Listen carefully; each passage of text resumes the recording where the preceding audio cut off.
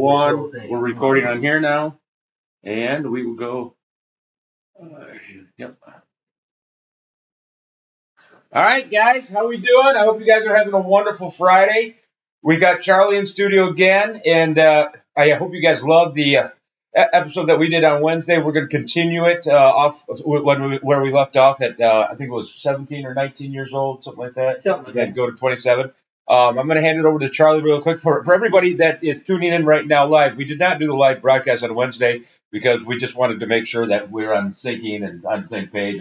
And honestly, I'm going to tell you, I was a little bit nervous, and I noticed that you were a little bit nervous too as well. But now we are live, guys. You guys can call in, chat. We got that up right now. We can read it. But what I'm going to do right now is we're going to do a 15-minute recap. But before we do that, Charlie would like to go ahead and do a prayer before we start. Thank you. Gracious Heavenly Father, I thank you, Lord, for this opportunity to be able to share my testimony, where I come from, and what you're doing with me now, and what I expect you're going to do with me later. God, I just ask you, God, to be in this with me. Thank you. Hide me behind your cross. Let it be about you instead of about me. I know for drama's sake, we want to embellish. I do not want to do that. I didn't even pray. I didn't even think about what I'm going to say today to be as candid as possible. And I want to be absolutely truthful as possible. God, hide me behind your cross.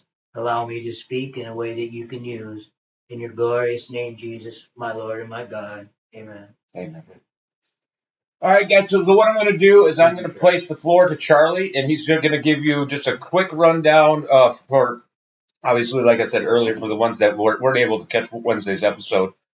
Just a quick 10-minute just run through from 3 years old, just all the bullet points that we did really quick, just for, everybody that's tuning in now and going to watch the second episode first. I guess I described what it was like to be a young man, young boy, 4 or 5 years old, back as far as I can remember, being born with many mental dysfunctions, ADD, ADHD, OCD, alcohol syndrome baby, and actually being an alcoholic at 5 years old, smoking cigarettes at age 7, living in a house that was more a house of ill repute than it was a family.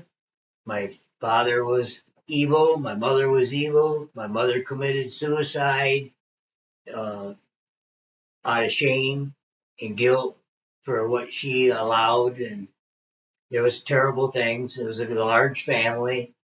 And I tried to escape many times when I was a young boy. I found a truck out in a junkyard in the back of somebody's property, hidden back behind a hill, and I made that home. And every time it would get too hard to handle, I would run away to there, tell my folks lies that I'm staying overnight with a friend. We didn't have a phone, so they couldn't check on me. We didn't have a phone in our home until I was about 15. And that was a problem for me because then people could report on me. But it was a hard life. And how I escaped is only God knows. And he's been showing me since I become a Christian how he was with me through every step of those ways. Those ways were depressing, sad. I was dirty, hungry all the time, starving to death. I was actually starving. I made it almost through high school, but I got so sick that I had malnutrition. I couldn't stay awake. I was actually having blackouts. I was born with heart trouble. And here it is 60 years later, 65 years later, I'm 71. And they're still working on my heart. I got a new cow valve in here, and I'm having lots of troubles yet. But how I survived is only God's grace, God's wonderful grace, who kept me all the way. And I spoke a lot about what it was like to growing up and how much trouble I got in, and I lived a wretched, terrible life. And not unlike many, all who were born into this world unsaved, I didn't wasn't allowed to hear about God and didn't hear about it until I was out of the home.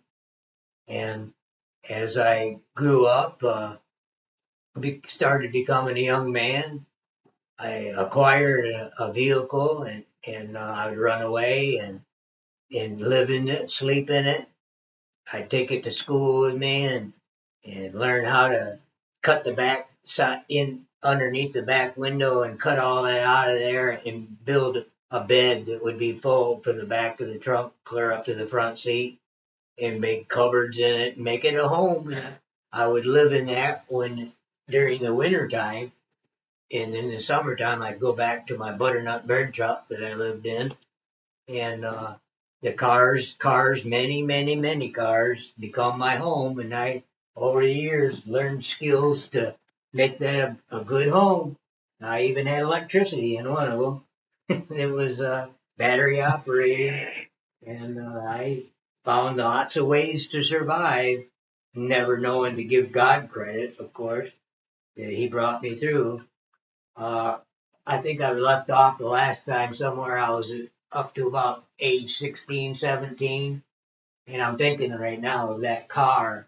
So I didn't plan what I was going to say. I'm just letting the Spirit lead. And there's a lot I leave out, chapters and books I'm leaving out that all gives glory to Satan and gives him credit. And I want to leave it all out, give God the glory. But Now, for your all sakes to know me better, I'll tell you more. And when I was 16, uh, I I was arrested for driving hold on out of before we start, license. Charlie. Hey guys, I just want to let you know, and I apologize for cutting you off there, but we're going to start on this. Good. Obviously, our second segment. But I just want to let you guys know, if you guys did not watch this live, okay, you are. So what we did was we put on the chat replay chat too as well. So if you guys, when you guys do catch the replay, you guys are able to answer or ask questions, and we'll go ahead and answer them. We can answer them by when they come in. I can send emails to you or whatever, so you can answer them, in real, well, not real time, but within 4 hours or We can read them back. yeah, exactly. Okay. So that is on for you guys. But anyways, I'm going to give you back the floor, and then Okay. sorry about interrupting, but I just want to make sure that they. Oh, and we have full caption ability too, guys. So when you watch the replays or you're watching this live, obviously on your screen you're seeing a transcript underneath it. So if you don't understand what we're saying, AI will Good. for it. So That's amazing. go ahead, sir. Yeah, I've never done a podcast or been familiar with how they work, but I'm still learning. yeah, you got a lot of nice equipment. Yeah. Well, I was 16 and I was in jail. I met my brother there. I hadn't seen him in many years. He'd been in and out of jail and prisons, and he was a terrible person, mean and ugly, and he died young. He died at 30 years old of a heart attack, and I think if he would have survived, he probably would have been a serial killer. Honestly, I believe that with all my heart. We tortured animals and tortured me and tortured my sisters, and he was an evil, evil kid. He grew up that way. In fact, I think when he died, the police told me he had been married 7 times. At 30 years old, he'd been married. Most of the time he was in prison. Wait, did you say 7 times? 7 times he was married, had 9 children. All the way up to 30? All the way up to 30. In between prisons, he would find a girl, marry her. And when he died, he had 2 wives, and he wasn't divorced from both of them. Oh. He didn't get a divorce. I didn't know you could get married twice legally. You can't legally. Exactly. It wasn't legal. No. Or they like right next to each other? Actually, they didn't know each other. Did they know they were both still married to both? One lived upstairs. Oh, God, that sounds I met one of his daughters. Nate, that sounds like you, buddy. I met one of his daughters, and she's just a sweet lady. But she looks exactly like my brother. Poor girl. Anyway, I was 16. I was in jail driving out of license. I had a little motorcycle, and I would drive that from where we lived, about 3 miles from the school. And I would drive through the fields, all the trails. I knew every trail around. I made lots of the trails. And I would go from my butternut bread truck, and I'd go to school. I still kept on going to school, even though I'd run away. And I kept myself in school. I always wanted to go to school. I was so sick all the time. But I tried as best I could to go to school. and I drive that little motorcycle, and I got caught driving that across the road. The cop was coming just as I was crossing the road, and I had shut it off. It was actually I crossed the road and let it coast down to the next trail, and I got back on. A cop would come up behind me, almost drove down the trail with me, and he honked his horn and stopped, and he got out and said, "You're driving on a license. You driving?" Yeah, I said, "Yeah." He determined I didn't have a license. I said, "But I wasn't. It wasn't running when I come down the hill." "Oh yes, it was. I heard it." And this dumb cop, Barty. How would you even think to shut it off? I did. I didn't want to get caught. I know, but you're yelling. I mean, go ahead. I coasted down that hill, and that thing was fire hot. And I just come off the trails. That cop comes up and said, "I know I was running." He reached down and grabbed hold of the exhaust. Oh, what an idiot! Just fried his head. Oh, he grabs his pen, he gets on his pad, and he's writing me this big old ticket. Another one, another one. He was hot. He was mad. He was hot, literally. Yeah, he was hot. He was cooking. He sure was. He took me to jail. They put me in there for about 3 days. Oh God! I finally had to break down and call my dad. Oh, My brother there. My brother had been in and out of that jail and many prisons, and I never knew him when he was growing up. He would sneak in the back window once in a while, and he'd be bringing in a cigarette machine that he stole somewhere, or a cigarette machine. Wait, like a vending machine? Yeah. Oh, he was stealing anything. He actually went to prison for stealing change out of a person's home. But he stole a whole lot more than that. He'd steal cars or anything. Yeah. You hear a bump in the night, it was him going through your freezer. Or you? Yeah, it was me too. I did that too. In fact, when I was in school at that very same time, I was sitting in a class, and a guy looked over me sitting next to me, and he had been one of my neighbors, and he looked over at me and says, "That's my shirt. How'd you get my shirt?" I said, "I stole it off your line." And I was doing good. I was finding my way. I was going to make my way. Those survival skills build up, build up, build up. I learned how to be a good car mechanic. That car that I was driving and sleeping in, I had that for quite a while, and I got a job. A neighbor way up the road had a factory, and at that same time, his son moved in from a big city, and he could get along with his mom, and he was getting in trouble, so they sent him to live with his biological dad, would happen to be where my butternut bread truck was. Oh. He owned that property. Oh, did he? Yeah. Oh, And my best friend, he become my best friend, moved in there, and I found out later that we were born in the same hospital, the same hour, That's what he the said. same day. We were same age, and I never met him until I was 15. And we become good friends, and he helped me get some job. His dad owned a factory, and he was a welder, and they taught me how to weld. They taught me how to use a big fabrication machine, a metal slicer. They sliced 8 feet long sheets of metal, and you put your foot on it, and the big guard would come down, and then the blade would come down. And my friend was out. There was just the two of us working. I was cutting material. My friend was out welding outside. And every once in a while, you put that foot down, and it would trip, and then you had to wait because boom, boom, boom, it would get some momentum, and it would double trip. So you had to watch for that. So I'm watching for it, and boom, sure enough, it come down and double trip. Oh, wow, I didn't have my hand in there. I reached my hand in there, and that triple trip for the first time ever. And it slammed my hand, crushed the bone, crushed my hand. Triple Trip. And then it shut down. And here comes that blade, and it must have went this slow. I had to sit there like 10 minutes waiting for it to come down, and I couldn't get out. I had to wait for it to come down, and it chopped my finger off, bone and all. Yeah. I think I blacked out a few times on the way. I would too. I woke up one day. I just got It took it right off. Yeah. And the owner took me to a doctor that was just about a mile away, and the owner took me there, and squawking all the way. Don't you tell him that. Don't you tell him you did it. I was only 16 working in a factory. Oh, He was so scared of liability and this kind of thing with no insurance. And well, to do a triple trip and then just how did people just awesome. watching it for 10 minutes? You Took said it you were sitting completely there off, right that to the bone. waiting for it to come down, just going, oh, it's just gonna hurt. This is gonna hurt. You can't move. You can't put anything in your teeth. It's just, My friend, he couldn't hear me. He's welding away. oh no. Yeah, and when they took me to the hospital, the doctor looked at it, and he put me in his Porsche, drove me up to the He put you in his He Porsche. put me in his Porsche, and we drove to the nearest hospital 15 miles away. And he took me up there and operated on my finger. All the way there, he's saying, "How did you do this?" And again, he kept questioning me. He knew the story wasn't right. Yeah. And the guy told me, "Just tell him you slammed it in the hood of your car." Well, I told him that. And the guy didn't buy it. The doctor, he kept questioning me all the way. He finally fixed me up and got me all sewed up. And they give me a big old bottle of pills, Oh yeah. Percocet. Oh, Well, I didn't know how to take them. I'm only 15 years old. but It says as needed. Oh boy, I'm taking them they as take you needed. every 12 hours, but as needed.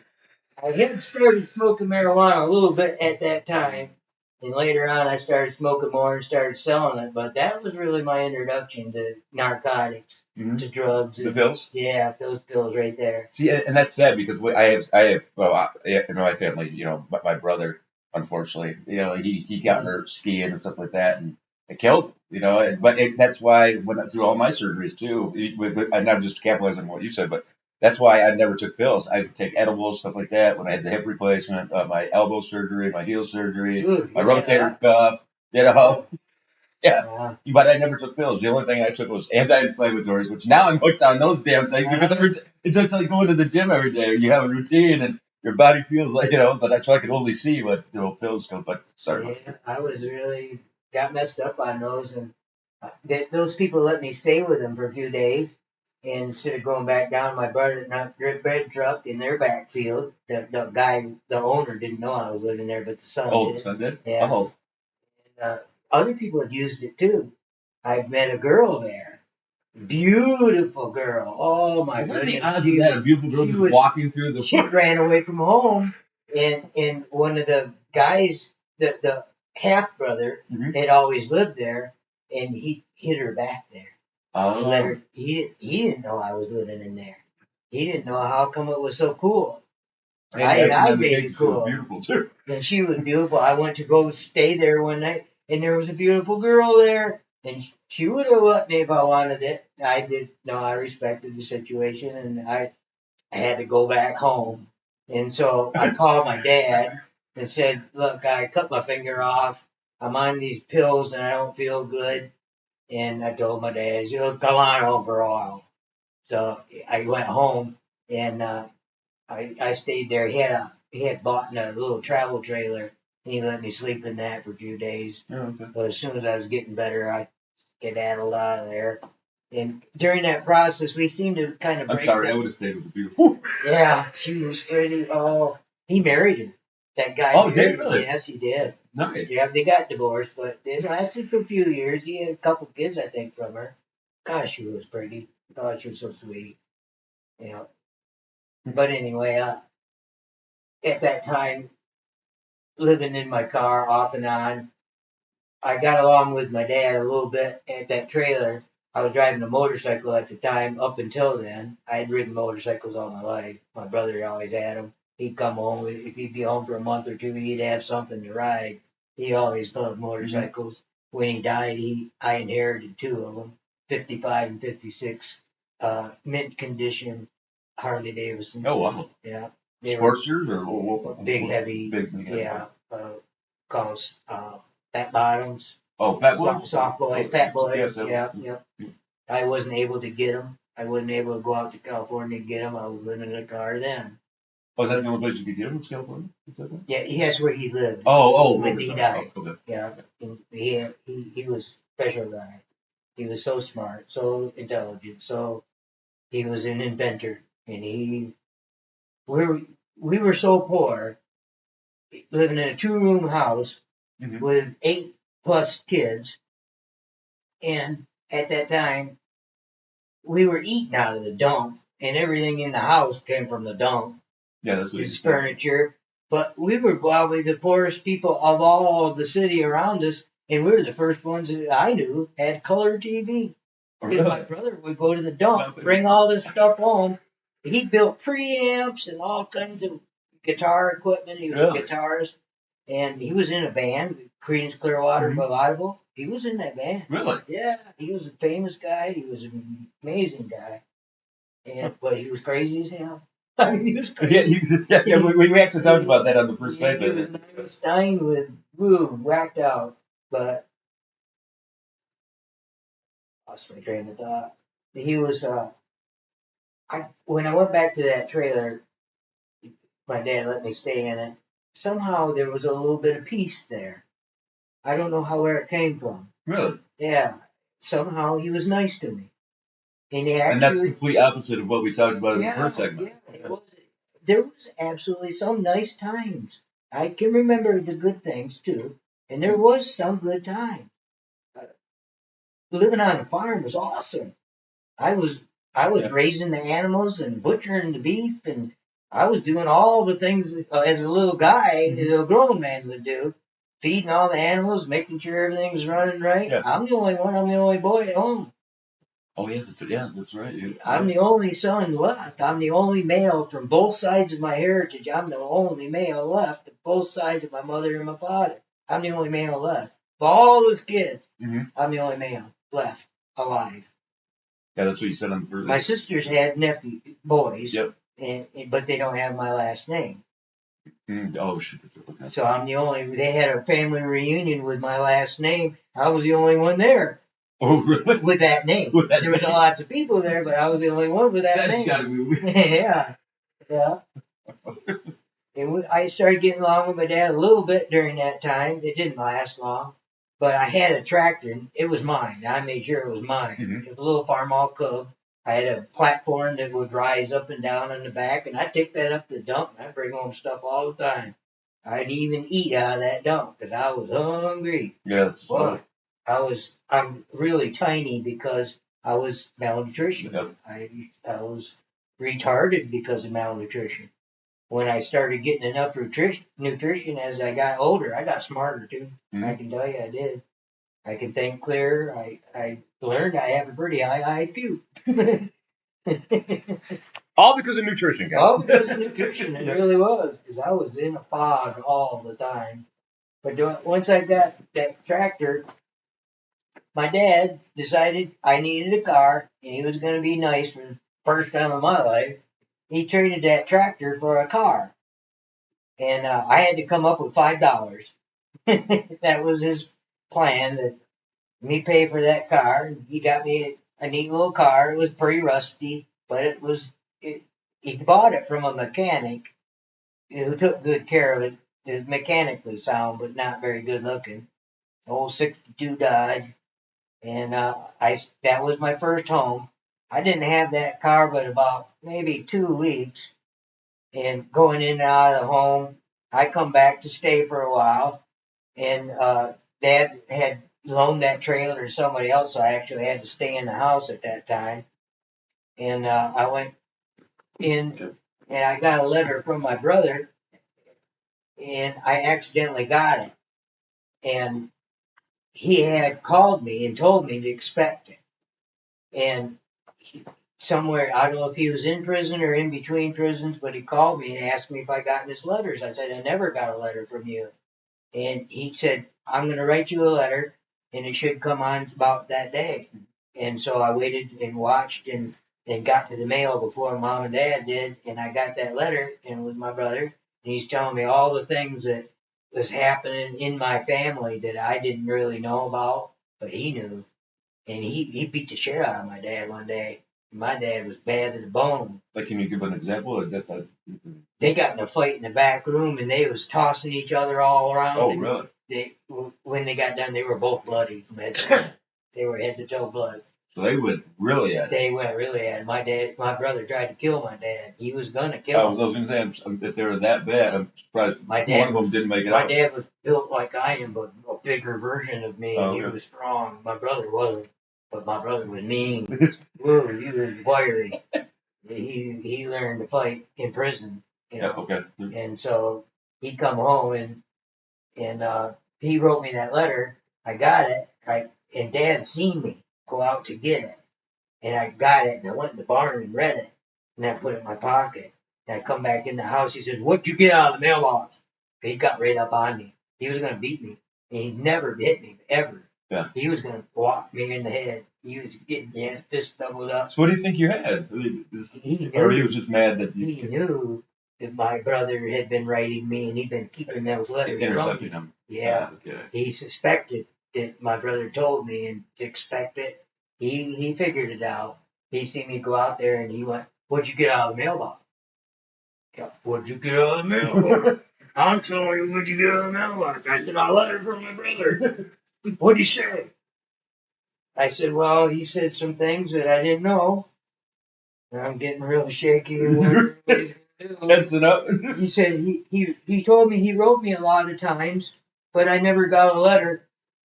My dad went over and sat down in his chair and said, "Get out." I said, "What?" "Get out." I thought he meant go upstairs to my room. No, I he meant headed get up out. there, and I got to the top of the stairs. He said, "I meant all the way out." So I quick ran up there, grabbed a whole bunch of clothes, and threw them out the window, second story, and they all fell down on there. And I ran back down, jumped in my car, and grabbed the clothes, and jumped in my car, and drove off. And that was my first time of being in my home, forever home. And I had to learn. I couldn't go to my little cabin because the snow was 2-3 foot deep, and I couldn't go. I had to go figure out how am I going to stay in this car and not get caught. Because back then they would arrest you for vagrancy if you didn't have. Oh, really? Yeah. You had to have a driver's license. You had to have ID, and you don't be wandering around. If they arrest you, they put you in jail. Boy, how times change. I don't know. Look at our world. Now Look we get at home America. with free cell 10 phones. million people invaded our borders, and they sleep anywhere they want, and they get paid to. You get free cell phone service. Yeah. And credit cards. There was one guy when I flew into Seattle, and because I used to fly there all the time, like I told you, during COVID, I was going back and forth from San Francisco to Seattle, and I'll never forget. It was the first time I ever been in Seattle, and I was coming back from SeaTac airport and driving, and all of a sudden we're going around the bend, getting into the city, right? And there's beautiful scenery of the Puget Sound, all that stuff, just gorgeous. And then I look to the right, and I'm like, wait, and I'm like, you're allowed to do that? And he's like, oh yeah, you can do anything you want here if you're homeless. And I was like, what? So up there, he goes, oh, I've been up there, Mark. You should see it. I mean, it was blue tarps everywhere. I mean, it looked like a small size ramp. I mean, I don't know how the depth of it, but it was long as shit, all covered. He said he had a fridge in there, TV, generator. I mean, the guy. Sounds like me. Oh, but you saw that everywhere in Seattle. And then the homeless on the sidewalk. Oh, I know. I went behind a building back there, back behind Harbor Freight, and there was probably 30 tents back there. Yeah. I drove through there and went, "Oh, am I going to get through here?" Now, is that Tent City? Is that what they call Tent City? Yeah, another one like that. Yeah. Well, anyway, I was driving that car. I learned how to live in it, learned places I could park it. I parked at the school farm, and I parked back behind the school shop where they always had cars they were working on. And I'd sleep in it. And I learned how not to get caught by the police by fishing. I had an alarm clock, and I put that on the dash, and I get a fishing pole, and I put it up on the dash, and police knock on my window, and I said, "What are you doing?" I'd be parked down by the river or by a pond, and I said, "I'm fishing." All right, fine, And a friend of mine let me park his car at his house, and I'd walk to school from there, probably a mile to school, and I learned how to survive that way, and my little job of being a janitor at the school, paying me about $25 a month, I think is what I was making. You could buy a lot of groceries for $25 a month. I'd get my can of white gas and pump up my little Coleman cooker, and I had my big old 16-inch iron frying pan. I learned to cook right there in that car. I could become a good cook. That pan was awesome. one of my girlfriends washed that thing when it was super hot. I showed her how to clean it, put a little water in it. Oh, she did. Did she? She stuck it in cold water, broke it in half. I had that thing for 30 years. It was awesome, man. And she throws it in cold She water. throws it in cold water, broke it right in half. You can't. I have been looking ever since for a 16-inch iron pan. Anybody got one? I'll tell you what, go to Goodwill, man. They got a lot of good shit out there. I've been looking. I go to Goodwill all the time. I've actually found some treasures in Me? And when I say it to people, they're like, "Are you like you wouldn't believe it?" All my clothes come from there. I'm still cheap. I mean, yeah, I was buying not the cookingware, dishes, stuff like. I mean, you can wash them. Who cares? I mean, you go over to some people's house, you wash the dishes anyways. Why not? They're like, "Oh, it's second." I'm like, "No." I become a sewing machine mechanic for antique sewing machines, and I would get them out of Goodwill. The old like the one with the big ones top. with the treadle. Oh, okay. The treadle, they come up and they push the treadle and they'd run. I'd clean them up and like fix a textile thing. Yeah, I mean, that's almost some of them are, and some of them are just absolutely ornaments. They're beautiful, and all colors on them, and gold leaf and all this stuff. Some of them are just absolutely. That was what's cool about in the I past. I mean, a things were lady and built I, so much she'd better. collect them. She'd have 30 or 40 of them, and I'd go to Goodwill with her, and we'd go find them, and I'd bring them home, and I'd fix them up so they'd run. And then she'd sell them and trade them and this and that. And that's cool. I got several of them at home right now. Yeah. Yeah. And I did that for people, and I made money off it doing that. Yeah, I had a big old leather sewing machine that I restored. Yeah, it was for making like bridles and saddles and fixed. Oh, okay, so like equestrian. Yeah, it would go sew right through your shoe, easy. In fact, I made a pair of sandals out of a tire. Oh, did you? Yeah, I cut the tread out of it and added leather to it and made it so you could wear it and add tread out of it. That sounds like a Birkenstock or something. Yeah, it was like that. Yeah. So anyway, I was living in this car, learning, finding my way, and traveling all over. And that car was probably the worst thing that ever happened to me. I found myself living in communes in a big city with a whole bunch of older hippies, and learned how to deal drugs and learn how to fend for myself and be a badass. I was little guy, but don't mess with me. I'd hurt you. And you actually grew out a huge beard that you said that. This long, and my hair was beautiful. Oh, you had the long hair too? Perfect blonde. I got stopped by a cop. I was living with a girl about 2 or 3 years. She was 6 foot tall, beautiful, gorgeous lady. I lived with her for 2.5 years. And I remember she aborted my son, my baby. But a cop pulled her over one day, and he liked her. And he followed her home, trying to be sympathetic to her. And she's crying, trying to get out of the ticket. He followed her home. I come home from work, and there's a cop sitting there talking to my girlfriend. I go, what in the world? And then a few weeks later, he had her pulled over again, but they were just chatting. And then I got stopped about 3 o'clock in the morning coming home from a bar, and this cop thought I was her because of the long blonde hair. These 2 cops are really giving me the hammer, you're drunk and all this. I said, you stopped me because you thought I was my girlfriend. You're the one that was in my home.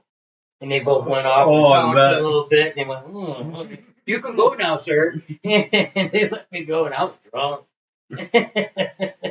Well, I don't think I would open up that can of worms anyway. I ended up living in that car. It was a 64 Dodge station wagon. Yeah, I lived in. Oh, that was a nice one. I really fixed that one up good. That was cool. See the positiveness come out. Man, that was beautiful. I fixed that thing up. And it had cupboards in it, and food in it, in the cupboards. And it was that big? It was a regular station wagon, station wagon, like the old Fords and Dodges and so on. And it was a Dodge, and it was a nice car. Had big 318 in it with the 4-barrel on it. It was bad. It was cool. I liked that car. But anyway, that was one of my better homes. I lived in a 64 Barracuda. That's my point. I lived in a 64 Barracuda. I lived in a 65 Malibu. I lived in a several pickup trucks. And I don't know how I got into all of that, but even though I had jobs here and there and learned skills, I was so cheap. So yeah, I would go back to living in cars, and I did have to. so When I went during that time, I had Yeah. that car, the first one, Mhm. and I moved into this car with my finger cut off. This one here. Mhm. I moved in there. I had it in a cast like, and I'm driving down the road, and I had to go a follow up appointment in the city, and had to go see the doctor. And on the way there, I'm probably driving too fast, but it was over 55, and a lady pulled out, started to pull out of this road, and I honked my horn. Instead of her stopping, she tromped on it. that sounds like a deer. I took the front of her car completely off and slammed it into a house. Oh, And then I took an 8-foot section out of a telephone pole and I run over a street sign and wound it up in a giant oak with my motor in my dash, up through the dash. My knees went right through that dash and didn't give me a no bruise. It split the dash, the steel dash, split it right open. And I found myself laying outside the car, and the radio's still playing. Quite City. And Amazing Grace was playing on that radio. Joan Baez was singing Amazing Grace. That was like 1969, 68, 69 in there. And I wrapped that car right up through that tree, and I fell out. And later on, I had to get the police report, see if I was charged. And that lady was fully insured, and they said it was all her fault. And there was witnesses around and stuff. They picked me off the ground and took me down to the hospital and checked me out, and then they let me go. And I got the police report. The police report said I got just a cut on my forehead and a severed finger. It said severed finger. Why did they think that when you had a cast on it already? I don't know, but I ate that The up paramedics beat them there real because quick. that lady's insurance company called and wanted they wrote me a letter and I had to call them and they wanted me to settle with them. And I got talking to him and I said, well, my head's cut. He tried to offer me $150 to settle. I said, wait a minute. I said, what am I going to do about my finger? I said, I lost the end of my finger. Because the police reporter said that. He ended up giving me $700 and wrote me a check and sent it to me. And I got that money. Of course, there went my home. It was in the car. Mm-hmm. And it was summer, so I was able to go back to my butternut bridge up. And after I got the money, I bought 2 cars. I had 2 homes, 2 '62 Fords. And I realized back in that junkyard where my butternut bread truck was, there's a couple cars just like that.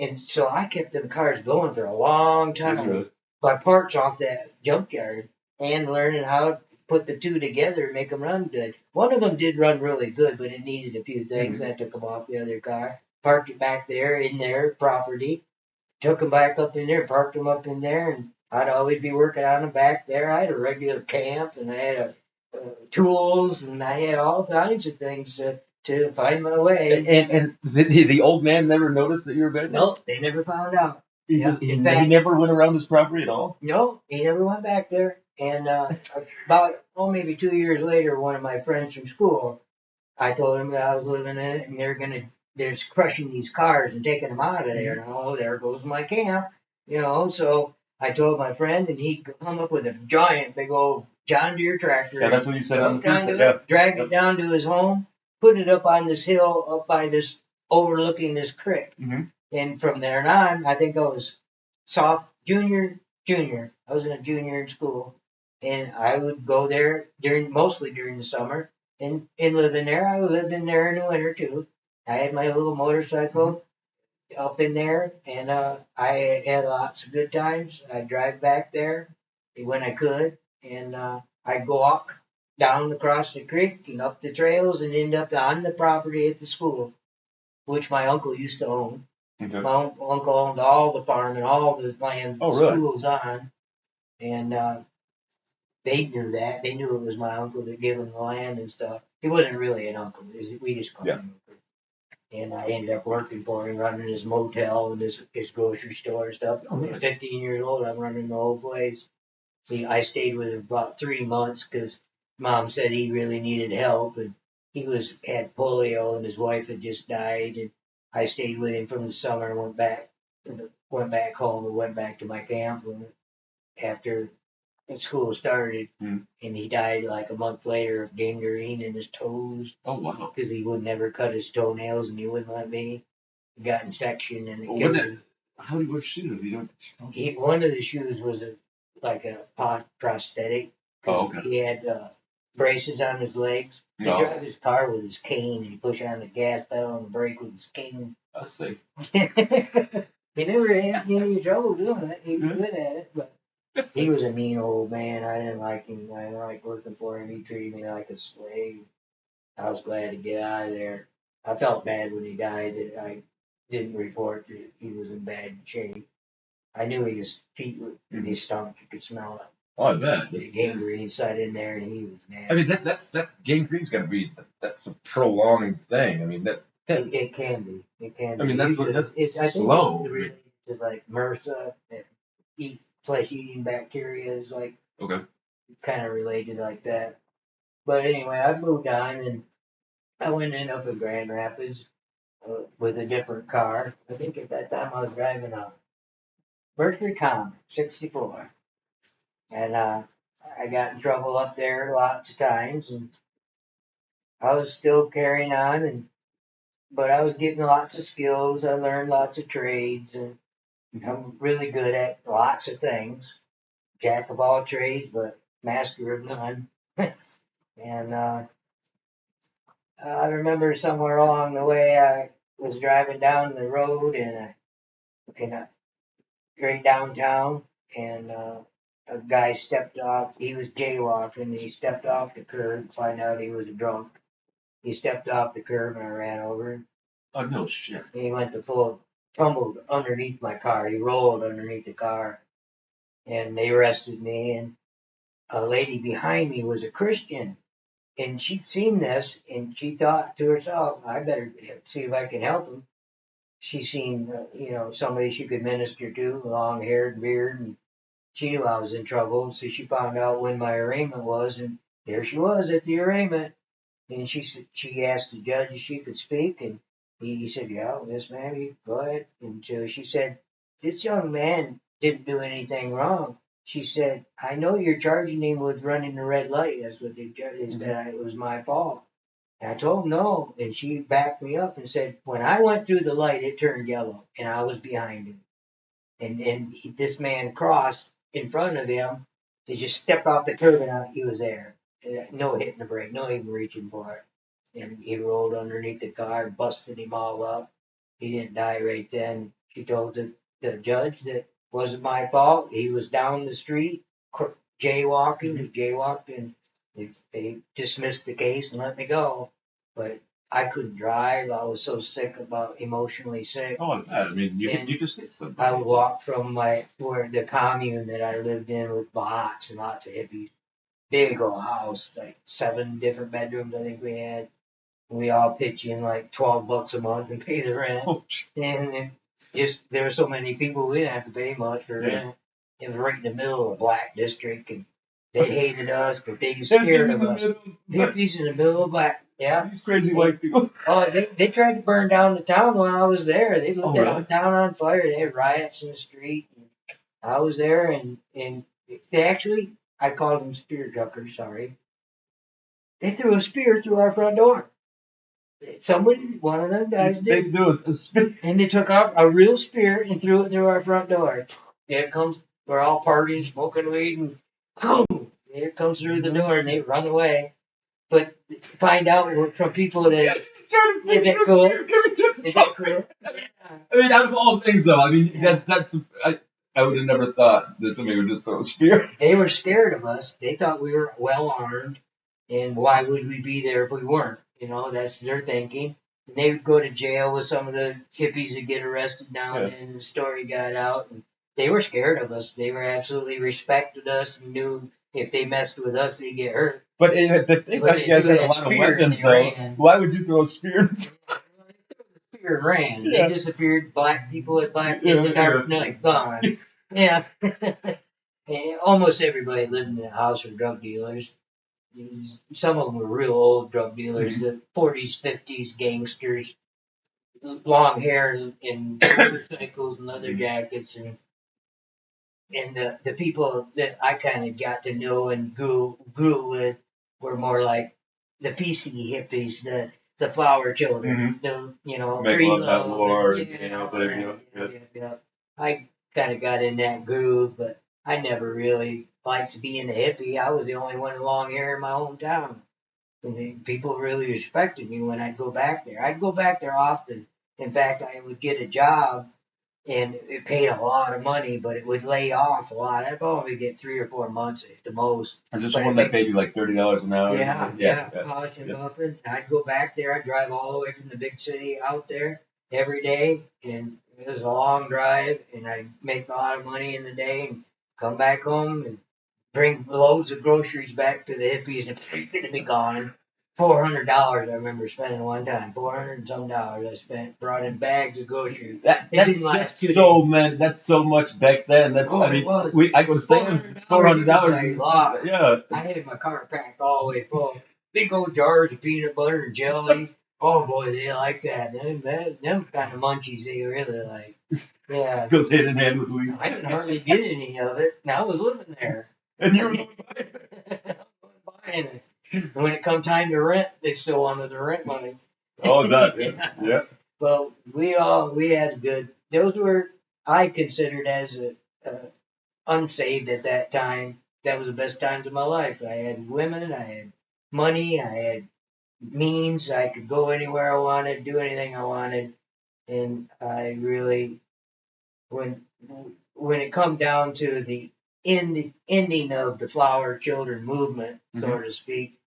I said, I'm done with this hippie stuff. I told them all, I said, I'm really done with this hippie stuff. I just want a job. I want to have a wife. I want to have children. I don't want to live this way anymore.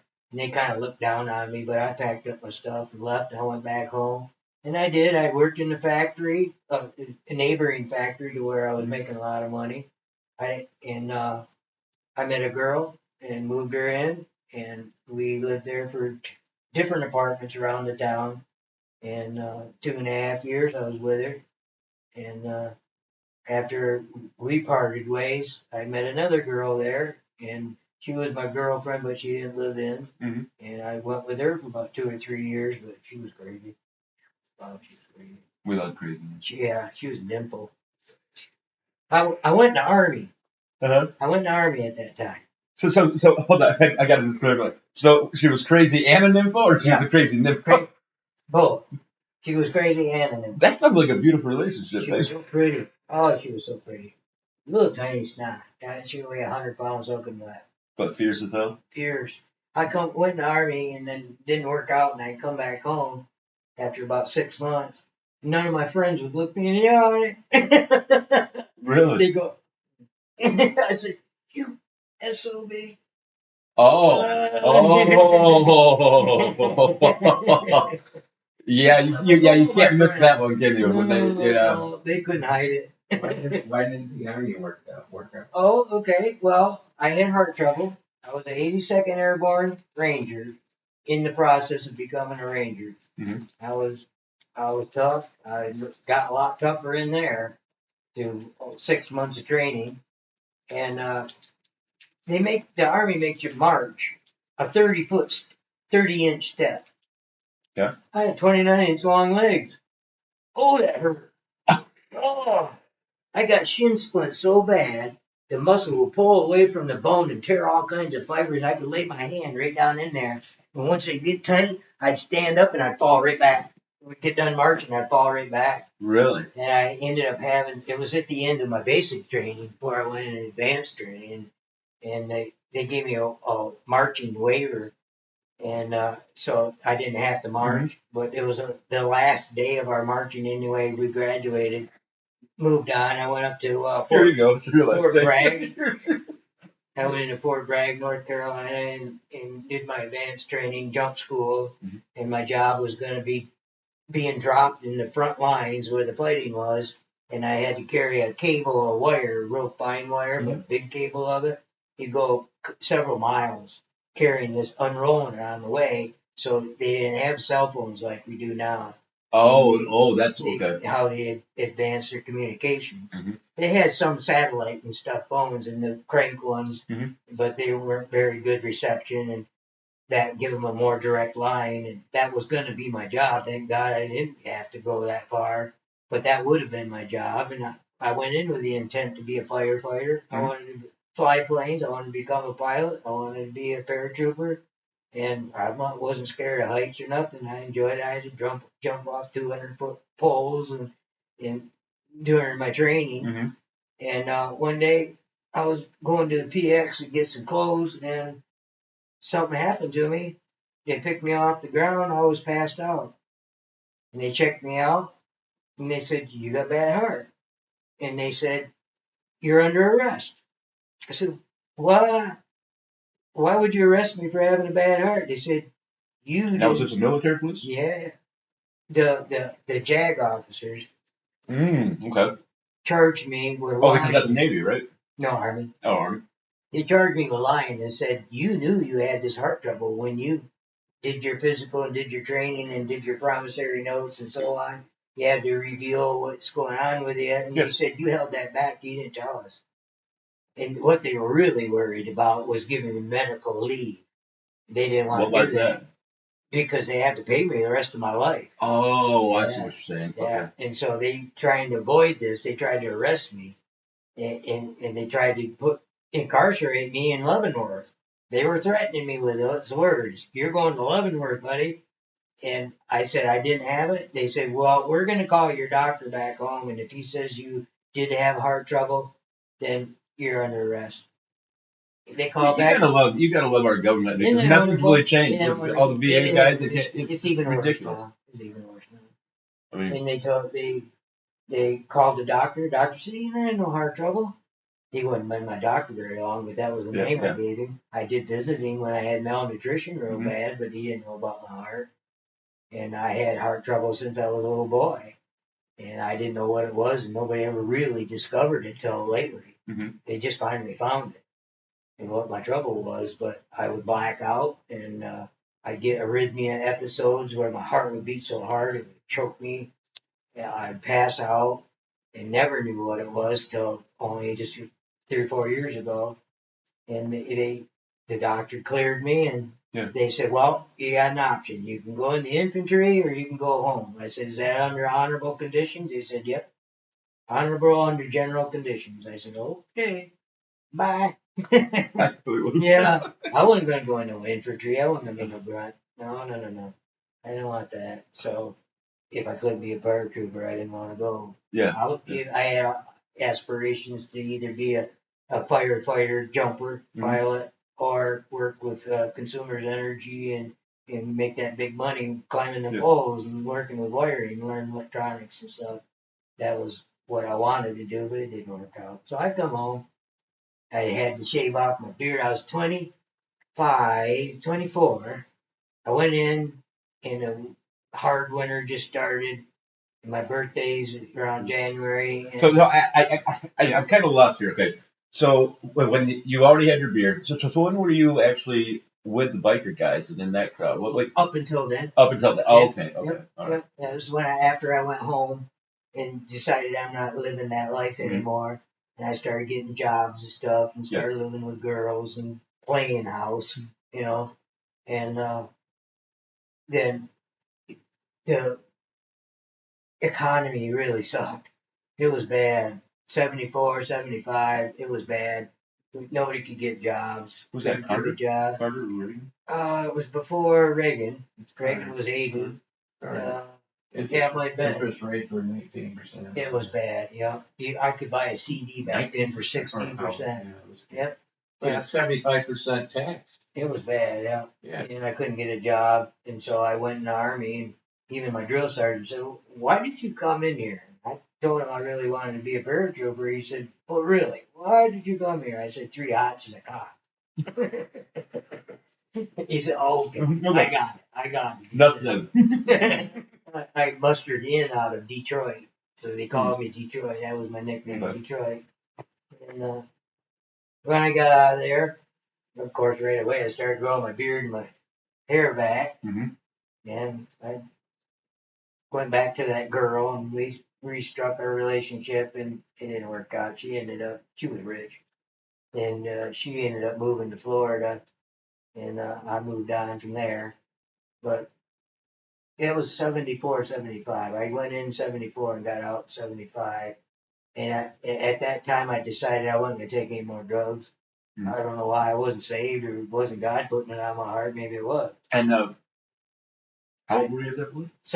25. 25. Yeah. And I never touched any So, drugs. so after you that. actually, I know we're not to 27 yet, but you actually stopped doing drugs and everything before A you little transitioned. the harder stuff, The hard stuff. like LSD and that sort of thing, Okay. Quaaludes and speed. I didn't stop taking. I kept smoking weed and drinking, Mhm. and I was a drunk. I never was not a drunk Yeah. from the time I was born, practically. To Well, yeah, you started off at 3 years old. 5. 5 years Yeah, old. 5-ish. Yeah, 4.5, I guess. Yeah, I remember coming home from kindergarten. The kindergarten had to come only had half day, Mhm. so I take a different bus than I went out Yeah. on. Yeah, I remember coming home, and that wasn't good to come home to either. But at 25, here I was living in that car. I smashed the car. I got new cars, and I had money then. I got $700 went quite a long way. I only paid $100 for each car. Well, you actually said that you brought in 44 tons too of marijuana That with was- guys that was much and your later. drugs, but that's much later. Oh, okay, all right. So, see, that's why I'm getting my timeline a little bit because we keep jumping. And I'm like, wait, hold on. So this was here, trying to put it all together real quick. But Actually, it wasn't that much later. It was before I was in service, trying to get my head into it. Yeah, I was with a bunch of hippies then. People I grew up with in several of the small towns all got together and went in on this load. I think I paid like $400 out of that $700, $300 or $400. I can't remember exactly what it was, but my share was a pretty good chunk back then. Yeah. Back in the '60s, and we all went in on it. And when it did come in, everybody jumped on it, grabbed their own and mine too. And I got to sell some and make some money off it. We right away we made the money back for what the load cost by the pineapple that they shipped it up here in to cover it up. We just took that pineapple out from the markets and sold it. We made profit on it. We only paid like it's 10 cents a pound for it. So I don't know, last podcast, and you're gonna laugh. I never knew this, but we were on pineapple, right? Yeah. So last night we were doing the podcast, and one of the girls walked in, dropping something off for Nate, and I don't know how she got in on this topic, but she said that somehow we got on swingers. Okay, so if you go over to a swinger's house, they put a pineapple upside down, I guess. Marshall's supposed to be a big pineapple. I city. I never knew that though. Like that's how you knew It's who true. swings. It's I've never heard that, and this is coming from a black lady. I was just starting Anything laughing. pineapple. Yep. Really? Yeah. It could be a painting, it could be a pineapple, it could be Even red lights too. it could be candles with pineapples in them. Yep. Witches I use a never black knew balloon. Supposedly, you drive around Would you Marshall. come? Marshall Yeah. is a swinging town. Marshall? Marshall, Michigan. Marshall, down by Yeah. Jackson. Yeah. Mary and I went to Really? Marshall to just to drive around to see. I mean, we didn't see anything. There was a couple that had I pineapples. actually dated a girl from Marshall, and I used to go to the bowling alley and stuff. We used to go bowling there. I never knew that. I don't know if it's true or not, but I've heard it from a couple. Well, now I'm hearing it from you guys too, and this started off with the black girl There's talking. a lot of things I'm like, that wow. people use to identify themselves. Witches, covens, I've been to them, seances and stuff. And witches and warlocks are congregated, and they'll put up a black balloon. You see a black balloon floating up on a string. Uh-huh. And it's a witches' coven meeting. It's a witches' meeting. They used to be How very. are those? So you've been to one? Oh yeah. Are Yeah, they just I was in Satan weird as hell? workshop. Yeah. Oh yeah. Tell me a little bit about that. Oh, sacrifices. It was all a big orgy. It's all it was. So And they would drink. They even in back in the Roman days, they thought drinking would get you closer to God, and sex would get you closer to God. So they'd have orgies, and the witches loved that. I mean, It gives them an excuse to have their parties the way they did it. And they'd bring Satan into it and costumes and all kinds of work. They'd get up incantations to drum up demons to send them out to hurt you, to burn down your home. They would actually, really? and I don't know how much of it's real.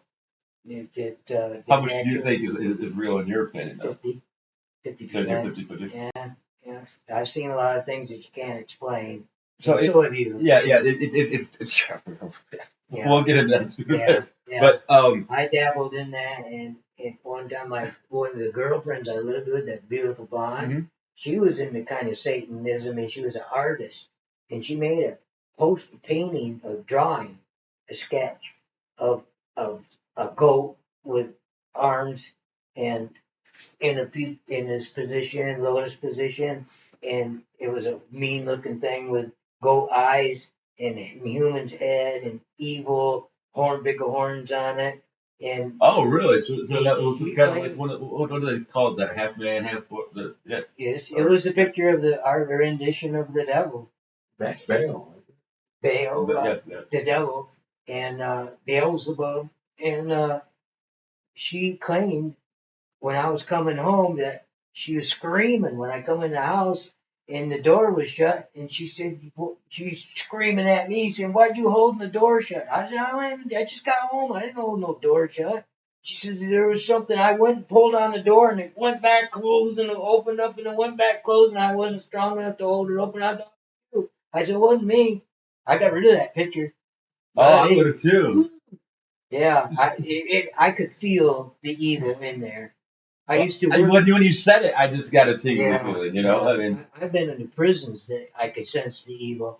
I used to work in prisons, Mhm. and yeah, I can drive in the parking lot and tell you I can feel the evil. My hair would stand up on my arms, and I'd have to go in there and do my job. I mean, you just made me like I Yeah. like, ooh, I went into one of them prisons, the evilest one I ever been in, and they called it a maximum security 6.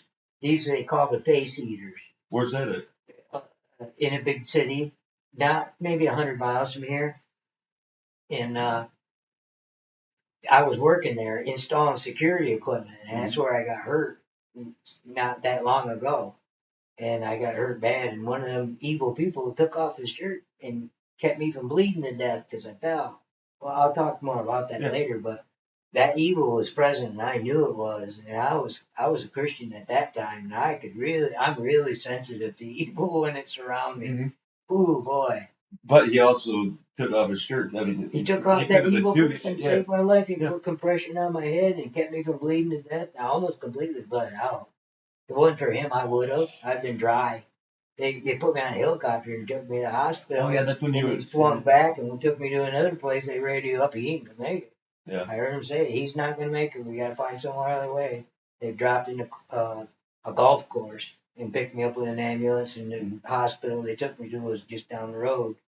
But yeah, if it wasn't for that guy, I'd be dead. Yeah, I don't know how evil he was, but I sure could feel it around me. Like I said they called them face eaters. They chained him to the floor and had guards standing over him with guns, automatic rifles. And these people were ugly mean. Woo! Hence the face eater. Yeah, like Silence of the Lambs. Well, there's a prison here in Hamlet, Michigan that houses them people. There's a I did place, not know that. absolutely, not many people know it. They don't want you to know it because the And it's in the neighboring middle of the city. the neighboring residents would really whine about it if they found out. So it's a really hush hush. Mm-hmm. There's several prisons right there, and then there's a maximum security in the middle of it.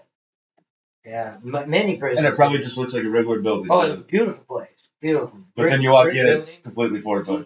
You drive in the parking lot if you're me, and you get your hair standing up. Really? Then you got to go to work and go in there. Ooh, that was rough. Yeah. I still blame Satan for knocking me off that roof. But anyway, well, I'll talk more about that later. When I was 25, I decided I was going to clean up my act a little bit, go start acting like a real hillman. And of course, I was no further from Satan than any other time, but I thought I was. I gained a little bit of respect, and I gained some skills, and I dabbled around. And my friend that was up the road from me, born in the same hospital. He stayed up there. He never come back home, and he become a karate expert. Hi Terry, and he's a Miyoshi. I've heard. That's, You is it get like dance top, up, you get yeah, like top 10, tier? 10 black belts, and then they stop counting, and they just call you master. Oh, okay. He's a master. I didn't know you could. He's the founder of the American Karate Academy and the National Karate Academy. He founded it. He Oh, that's founded it. cool. Yeah, he's bad as a ball boy. Oh, I bet. Yeah, same age as me. Yeah, he's a neat guy. But I didn't get along with him. He got real. You got a real bad attitude. In fact, I run into him in the bar when he's probably fourth or fifth black belt. And I said, "What you doing here?" And he's got his back to the bar. He's just waiting for somebody to F with me. Oh my God, I Yeah, love people like that. Yeah, I couldn't get along with him after that. I mean, I always thought you go to a bar to have fun. I mean, kick some ass if you're drunk and stuff, but I mean, just go there, you know. I don't know how I'm I waiting. flashed to him, but he got married about the same time I did. Guys, it sounds like you guys like were pretty much the same all around, Twins, except kind of. you know, he was kind of. You sure was a good-looking man. Wow. Yeah, Terry, you got the girls. I thought I had a lot of girls. Wow, you got the prettiest ones. Did he? Yeah, he's a cool guy. You make the girls shake. How many times was he married? I think he's only been married once. Oh, really? Okay. Got married about the same time I did in '85. Yeah. Still to the day married? I think so, yeah. I'm still with the same lady. Almost 39 years. Is it going on 39 years? Damn. Yeah. Congrats on that. She's very sick. She's very ill. She's on her way out. It was so nice of you to bring me that book and have her She sign gave it. you this? Yeah. She's right now praying for you. And she sent this book for you. This is a Bible, just a hardcover, El Cheapo, but it's a good book. It's got key study words in it, and Greek and Hebrew explanations and good commentary. He didn't have a Bible. I looked around here the other day after I gave the first podcast, and I wanted to answer a question. I wanted to do it accurately, biblically, and I couldn't find a Bible. I have probably about 200 books. He didn't have the book of every single genre, and I don't have a Bible. When you go to a hotel, that's the only thing you'll find. Yeah, Gideon. Yep. That's the only thing in the drawer. Oh, yep. Oh, good. Yeah. Yep. Oh, gosh. Oh, man. So we're at 25. So how heavy were you still? You were still smoking pot and drinking. Weed and alcohol. Yeah. I mean, but that was enough. Yeah. It was weed and alcohol all the time. Mm-hmm. Yeah. I'd still go back to the guys in the big city and buy my treats because the local weed was not very good. It was Mexican weed or homegrown crap. So were you on when you were on the hard drugs? Okay. I mean, obviously you said that you all of a sudden you just said, okay, I'm not doing LSD, I'm not doing coke, whatever. I was out in Arizona walking around this pond on LSD 28. I don't know what that is, but I know LSD. It's the military grade. Oh, so that's the primo. Yeah. It was liquid window pane. And I'm about 3 days tripping out here in the desert. I didn't know what I was doing out there. And I looked down, I walked around this pond, and I got back to where I started. It took quite a while, a couple hours. I got around there, and I got back to where I started, and I looked down at my tracks, and there's a great big old cat print standing around, following me, going around my track.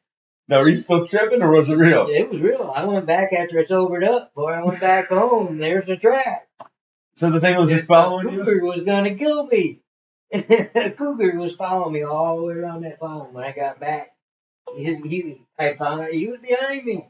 I didn't see him. I seen his track. So if you took that long, I'm surprised because those things will just sneak up on you. He was looking for his opportunity, and it was all open there, so he couldn't find anything to hide on. So you didn't have any brush or anything? Yeah. See, my brother's an idiot. Rocks and sand. He has 85 acres, and he has he's got a cougar out there, and she had a Panther. Panther. no. He said it was a cougar. Okay. Yeah. Puma, the same thing. Okay. Yeah, Panther. but he goes out in the dark with his AR and his handgun. You can't see. Okay, I get it. You got the weapons, right? You can't see him in the dark. You can't barely see him in the daylight. But the kicker is the idiot's fucking blind. So I mean, if he doesn't have his glasses on, he can't see shit. So what's he gonna? I mean, yeah, but he just goes out there and he'll do like a midnight stroll around the property.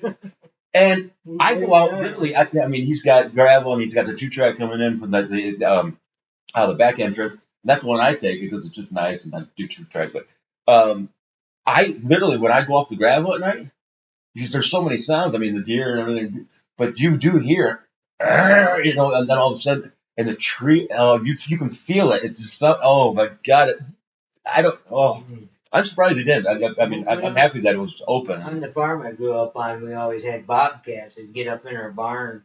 They'd feed up at the dump and they'd feed on our neighbors' chickens and our chickens, and they'd be screaming. It sounded like a woman being murdered. Did it? Oh, they just scream, and they do that to their victim.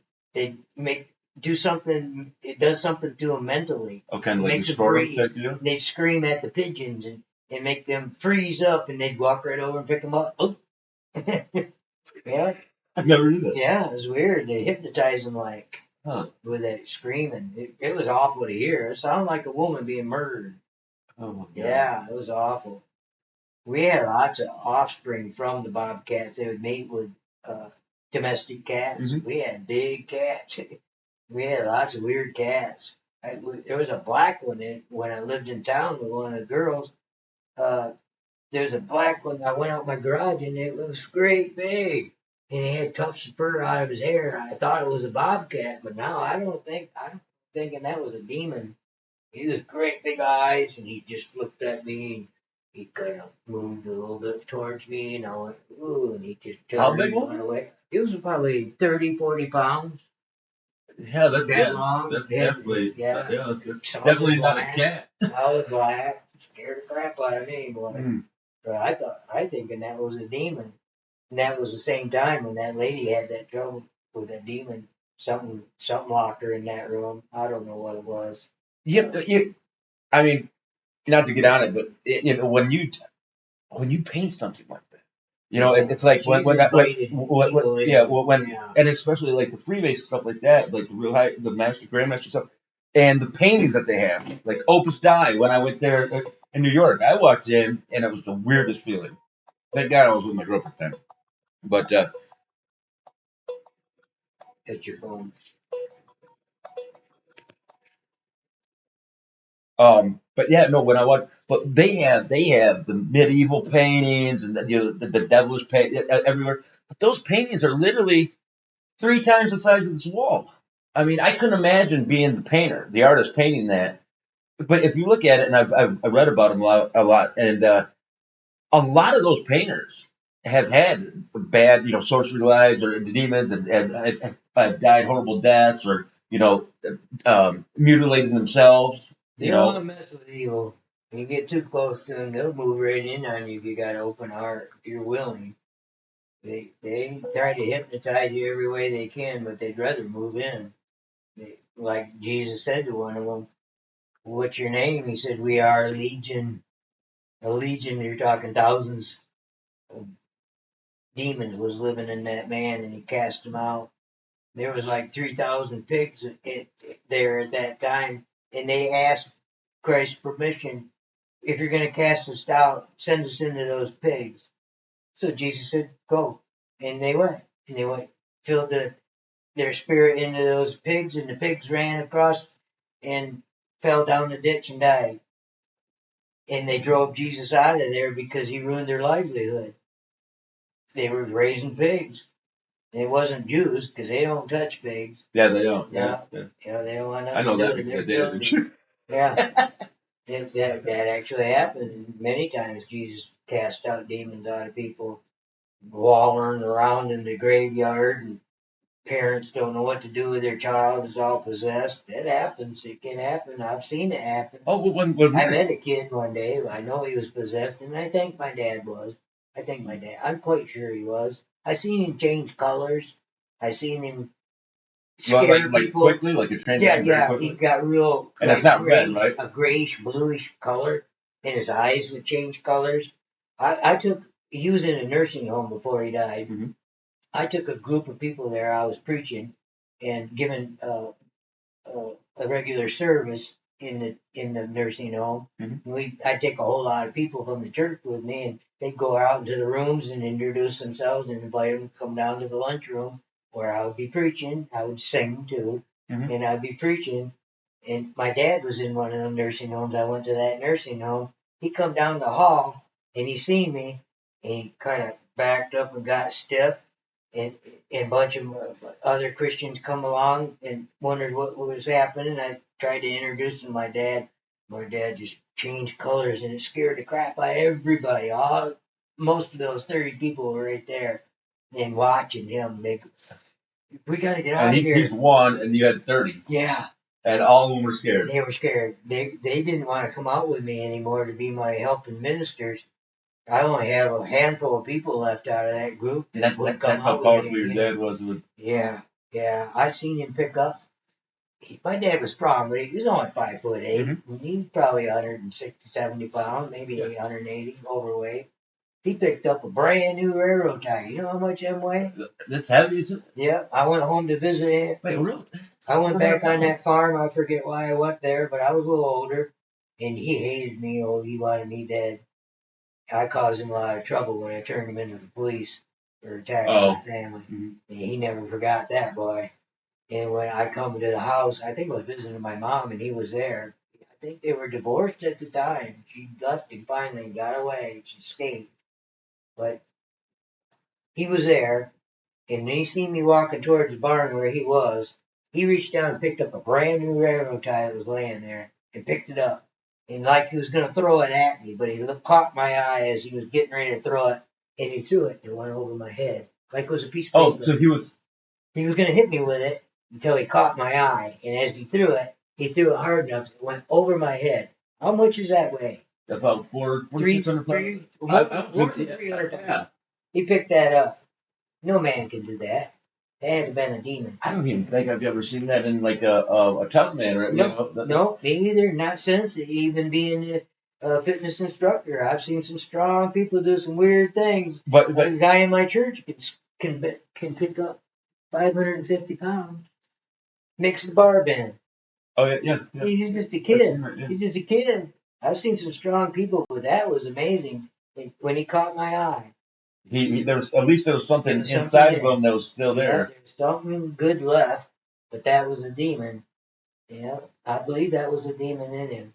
And I actually can't wait till we get on the segment because I but Well, you were a Christian then. No. Oh, you weren't? No. I was going to say. I had a reputation for being a bad guy, and he was afraid of me. Your dad was afraid. He become afraid of me. I had a reputation of knowing karate and stuff and self-defense, and he heard the rumors and he accepted them as true, and they weren't really. I wasn't that bad, but I was bad enough to beat his butt, and he thought I was there to hurt him. I don't know if you can pick up and go demonized for a minute. I think he might give you a run for his money. Yeah, I didn't. Because he doesn't even know the power he's got behind him. No, I'm so glad I didn't have to dangle with him. I can't believe you picked up a run. I know it was God protecting me. That God, he seen something that I didn't know was there. God revealed himself to him. I believe that. I believe it was a battle between dark and light. That demon seen my angel, probably. There are angels among us that God sends to protect. I've met a few of them. He said, be careful when you read the Bible. He said, be careful who you entertain. Maybe one of my angels. Be careful who you entertain. You treat them, you act, they might look to you like a regular human, but they may be one of God's angels and sent right to you. I'm not one of them. So what you're trying to cast out there is Be kind to everyone. Yeah, That's what you're trying to get. God's in charge. Yeah, what you even don't know what's around you, you'll learn more. But Yeah. once you can look out, look into where you are now in this darkness world, you're looking out, and there's a separation between you and light, you and God, and you can't cross over. You can't get over. It's not possible for a human being to cross over to God's side. You're looking out for darkness, and God said it is impossible for a man to do that. A great religious leader, the chief in charge, the know-it-all of all the Judaizers in Jerusalem, came to him at night and said, "What must I do to be born again?" He snuck away from all his people and didn't want to get caught. He wanted to talk to Jesus because he seen something in him. Said, "What must I do to be saved?" Jesus explained a few things to him, and in that detail, he said, "With man, it is impossible." He said, "You must be born again." He said, "Well, how do I go back into my mother's womb? I can't do that." And Jesus said, "With man, it is impossible, but with God, all things are possible." Later on, when they buried Jesus, that man was there at that burial. He brought the herbs and so on to embalm the body, and he helped make it possible for them to have a place to bury him. He made deals and stuff on the side. I think he might have got saved at that time, but it's questionable whether he did or not. I don't think he believed right at that time, but here's the know-it-all of all the Jews and knew all the law inside and out, and probably could quote every word to you, but he didn't know God, and he couldn't get to know God unless God called him. Unless God calls us, we can't cross over. It's not possible from our point, from our standpoint. There's no power. Even memorize this word for word and be able to quote it verbatim. You still don't get you any closer to God. Oh, yeah, that makes sense. Yeah, and when you come into His life and you get new creation, then you can look back to that world. You can cross over because He did it for you. He brings you over. He made it possible. And then I'm looking out. I'm looking back at the dark, and I can see into the dark. I can see it in the dark. I have eyes that see. My eyes have been enlightened, and that's why you guys are amazed at some of the things I know. It isn't because I know; it's because I'm there. It's reality to me to have. You've already lived it and witnessed it. And I'm in it. And I'm in that light. That light is in me. God is in me. His Holy Spirit abides in me. He gave me a new spirit. He took what is yours. You belong to Satan's world, and He turned it around. And now you're cut off at that point when you come to know Christ and be created new. You're cut off from that evil world. You can still go into it. But that's not your home anymore, and you got a new home. He said, "I'll put within you a new heart." He gave me a new spirit. My spirit was like facing God. I belonged to Him, and then He turned it around and made it alive to God. And only God can do that. And now I'm alive to God. I have access to the evil world. I'm living in it, but I'm not of it anymore. I'm living in it, but I'm not of it. I don't belong there anymore. I got a new home. I'm a new creature. I'm not the same man I was when I was growing up. I'm not that same man. I don't know all about that new man. I'm experiencing him every hour. And God is always calling me to talk to Him, to have communion with Him, to speak with Him and to share with Him and to get my information that I need for this new man. I need that. And He provides it. And anything that isn't from Him is not good for me, not good for the new me. And I still have this old flesh. This old guy is still there. And he speaks to me too, to my mind. So the whole battle I have is every day thinking on the right things and denying my old self. Is always trying to get up in my face, always trying to take control of what I think, trying to get me to even ruin my testimony by doing things that I am saved out of and go back by doing them fleshly. And that's what called walking in the flesh. And it's a constant temptation every day, every hour. It's there. And every day, every hour, I'm able to speak to God instead. My old thinking is being changed day by day. I'm being formed to be more like my God. I'm being formed to think like him. I accept his truth about what he says about himself as my own. And I trade it in. I cancel out. Paul, one of the apostles, said, Paul was a great, uh, mm, he was a Roman. He was a high muckety muck Pharisee. He said, I'm a Pharisee, but I'm a Roman citizen. And he was very high taught by one of the highest teachers. I'm excited because I can actually finally relate to something because I love history and Roman without all that stuff. I was huge into that. Yeah. Good. We'll go there. We'll go there. Paul said, I can't. All that he knew and all that he grew up being taught by one of the top teachers, we called Gamaliel was his name, and he said, I counted all dung. Everything he'd ever knew, he counted all dung. Shit. Just, he said, no, I'm a new creature in Christ, and for me to live is Christ. And so every day was his battle, like mine, and will be yours. We'll learn to deny yourself, take up your cross, and follow God. That's what he's calling us to, and it's not an easy life. It's hard. So going up to my salvation point at 25, I'm learning a lot of things I have to unlearn. I'm learning all the earthly skills. I'm learning to survive and learn about pride and being really prideful. I did this. I can do this, and gaining lots of skills, lots of skilled trades.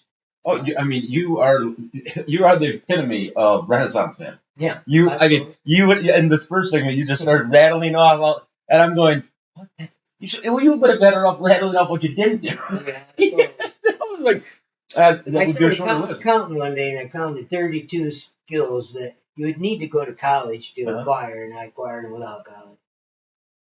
On the job training. Well, they do say you can learn more in a public library than you can in a university. Or doing. Yeah, and it's cheaper, obviously. Yeah. I've become a good carpenter. I can wire this home. I can do all these things I learned before I knew God. I learned all these things. So I don't know how to put it because I forgot how she wrote the email, but I'm going to sum up like this. She wanted to it was a woman. I don't know the age of it because they put a name, blah blah. But I do remember this one. She wanted and it's a good question. It made me think for a minute because with how you started your life at 3 years old, all the turmoil and blah blah. Given that starting low, okay, moving just progressing upward, let's say. She wanted to know, but even sort what was there a lowest? What was your lowest point, given where you started from? Was there a point that was even lower? Do you think? Yeah. At 25, I spent all my money. I was into muscle cars, and of course, cars rusted away, and I spent all my money on cars and women and things of this earth, and tried to satisfy myself that way, and nothing ever filled that hole. All material things. Yeah. All the things God wants to fill, I filled with everything of the earth. Yeah, because on the first segment we actually talked about, and correct me if I'm wrong, but we talked about how you were just trying to fill your heart. Yeah. That's what it was. Yeah. Every fleshly way I could to try to fill that hole, that void. It only belongs to God. It only belongs. I'm trying to fill it up with stuff, and it's a bottomless pit. Yeah, guys, and I just wanted to clarify that too, because it's not like he just kept wanting more and more material stuff. It doesn't matter because he grew up with nothing. So you just wanted to fill up your heart, and you're chasing after that love, the feeling to hold on to something. God in all of us has that void that He made us that way. He made us in His image, spirit, soul, and body. We're three people in one. Most people can't differentiate the soul and the spirit and the body. But I can explain it somewhat from the Bible and understand that what happened to me was I was trying to fill it, and I got to where I couldn't find a job. I couldn't get enough food.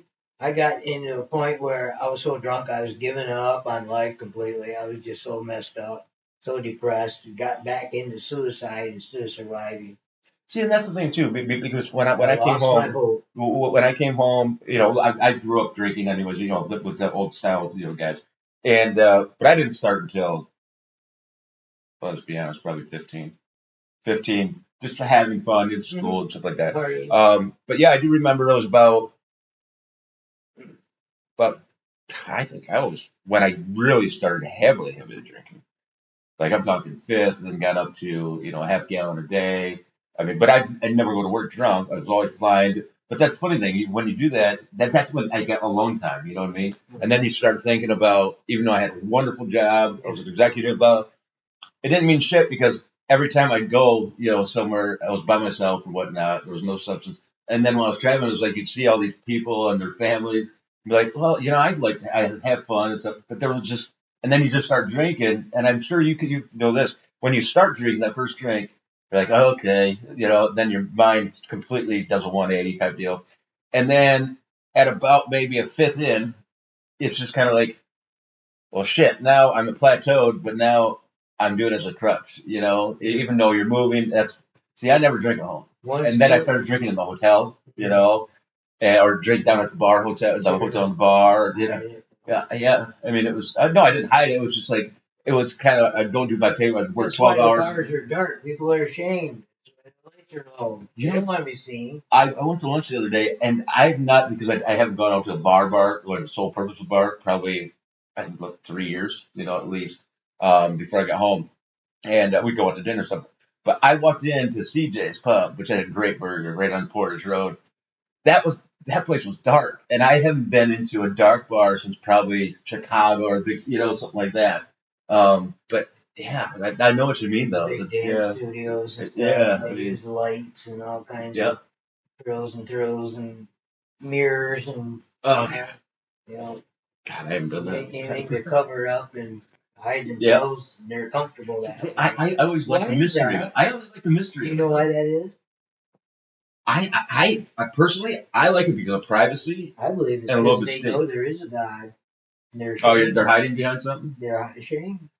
They know there is a God. We know there is a God just by looking around outside. It's funny because all earth cries out there is a God. so when you walk into a place like that, have you ever noticed that they all had the floor lights? Yeah. And none of them were a yellow light. They were not a daylight. They weren't, it was always, what was it? Red, purple, or colors. Yeah, green. Yeah. Yeah. But no, I mean, but it was just light enough where you could see a silhouette, so you didn't run into a table or a person, or you saw the cigar, and so you wouldn't see the person's face, but you'd see the big red light with the cigarette. Give your evil spirit a place to hide. Covered up. Well, everybody needs a home. Yeah. Suppose so. Yeah. At 25, I hit my lowest point. Starving again, suicidal again, drinking every dime I could get. I wouldn't even buy food even if I was hungry. Spend my last dollar on a bottle of beer, get a quart, learn to drink cheap. And you spent all your money. Gave it away. I was always generous. I always wanted to help people. I always had that, and I did. I helped a lot of people. I gave away all my money. I'd walk in the bar and spend round for everybody. There's 400 people in here. Yeah, they come to me afterwards. Cough up, buddy. Yeah, I'd have to cough up. Yeah, till the money was gone, and then there was no jobs and no way to get money, and I'm living in a car. But you always lived in a car, it seems like. And I think I compared you to Elon Musk because he's on a jet or he's staying in somebody else's house or he's in a hotel. I don't think it's a whole lot easier to handle one of those than a big motorhome. I could still travel the world. Yeah, exactly. I could go anywhere. You have to have the money for gas. Yeah, I had the money for gas. That was the hard part. Especially in the end. I got drunk one night and I took that. That was a 72 Plymouth Fury. Big old car. 318 in it. Mm-hmm. I got drunk one night. I come back from, I hit a mailbox, I think it was. You sure it was me? Yeah, I don't know. Could have been a person. I don't know. I really don't. And I got back to where I passed out, where I was parking my car. I got up the next morning and there's half a windshield and a big hole about that big around in the windshield. I'm going, oh, I don't remember this. Another blackout, many blackouts, but that was in the late days. I never had blackouts, but when I would, I'm sure you woke up the next morning and you just felt the sensation. You're like, I don't want to look at my phone. I don't want to talk to it. I don't want to know what I did last night. Yes. I know I'm home. Yeah. But yeah. I parked that car. There was a mechanic shop, and they had lots of cars that needed to be worked on. And just kind of forgot about 30 of them out front, right in the middle of the town. And there was a bar right there, and I could drive right edge myself in beside that bar and pull in with the rest of the cars. So you look. Yeah, and I blended in. I remember sleeping in that thing. It was 19 degrees below zero. Gee. But I had probably 30 blankets in there. I had a thick pile of blankets I lay on, and another pile on top of me, and I learned to pull it all up over me and use my breath to get me warm. Yeah, yeah. But you were drunk. And there's a bar right there. I'm right next to a bar. So you're probably drunk though too. All the time. Yeah. Yeah. Oh, I've had so many accidents. If it wasn't for being drunk and limp, I probably wouldn't have survived. It's true. Yeah. I fell down a flight of stairs one time and smashed my nose into the floor and busted my teeth out. Well, could have broke my neck. But it was because I was drunk. I survived. That's how I broke my elbow. I fell down those 25 flights of stairs. Did you? I was doing physical therapy on my hip, and she goes, and this is after about 2 weeks, right, of not being able to come downstairs, not being able to go upstairs. Well, I had to go upstairs, but I would squeeze my butt down because I didn't have that range of motion. I could do it without pain, because when you walk out with a hip replacement, there's no pain, but you have to learn how to walk. And it's like, oh shit, okay, now I have to overcompensate, and your muscles are all screwed up. Because I went 2 years, but that day, she goes, I gave you permission to walk up and down the stairs. You're ready. Sweet. Awesome. Started drinking. Me, dumbass, because I take everything to the full circle. I'll go all out. I got the bright idea. Oh, I'll take my laundry down too. I had a drink. Right on the porch. Oh, God. Flight stairs, man. That was the most embarrassing. And I had Ross Township had to come out and get me. Those stairs aren't up to code. And all the guys were bigger. They had to take my ass out and around. There was probably 8 of them. Oh, God. Stupid being drunk. Yeah, it is. Yeah. When I lost my job, I still had my apartment for a little while. What was left of the money I'd spent on rent.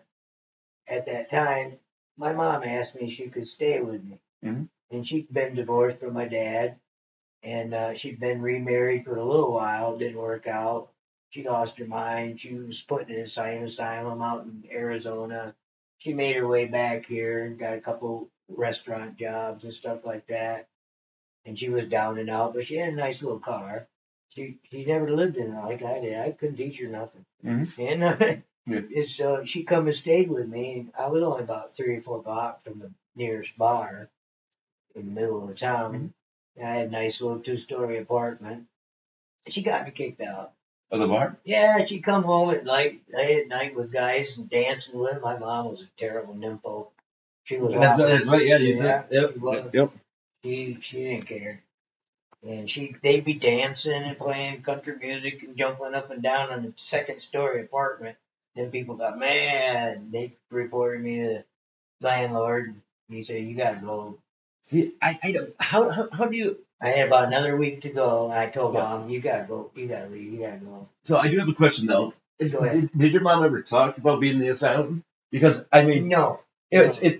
She was suicidal all the time. So she just didn't know what she was doing anymore. She just didn't care because she had no regard because of how she grew up or what happened to her with the dad. Yeah, she was so abused and had been through as much trauma that I had been, if not 10 times more.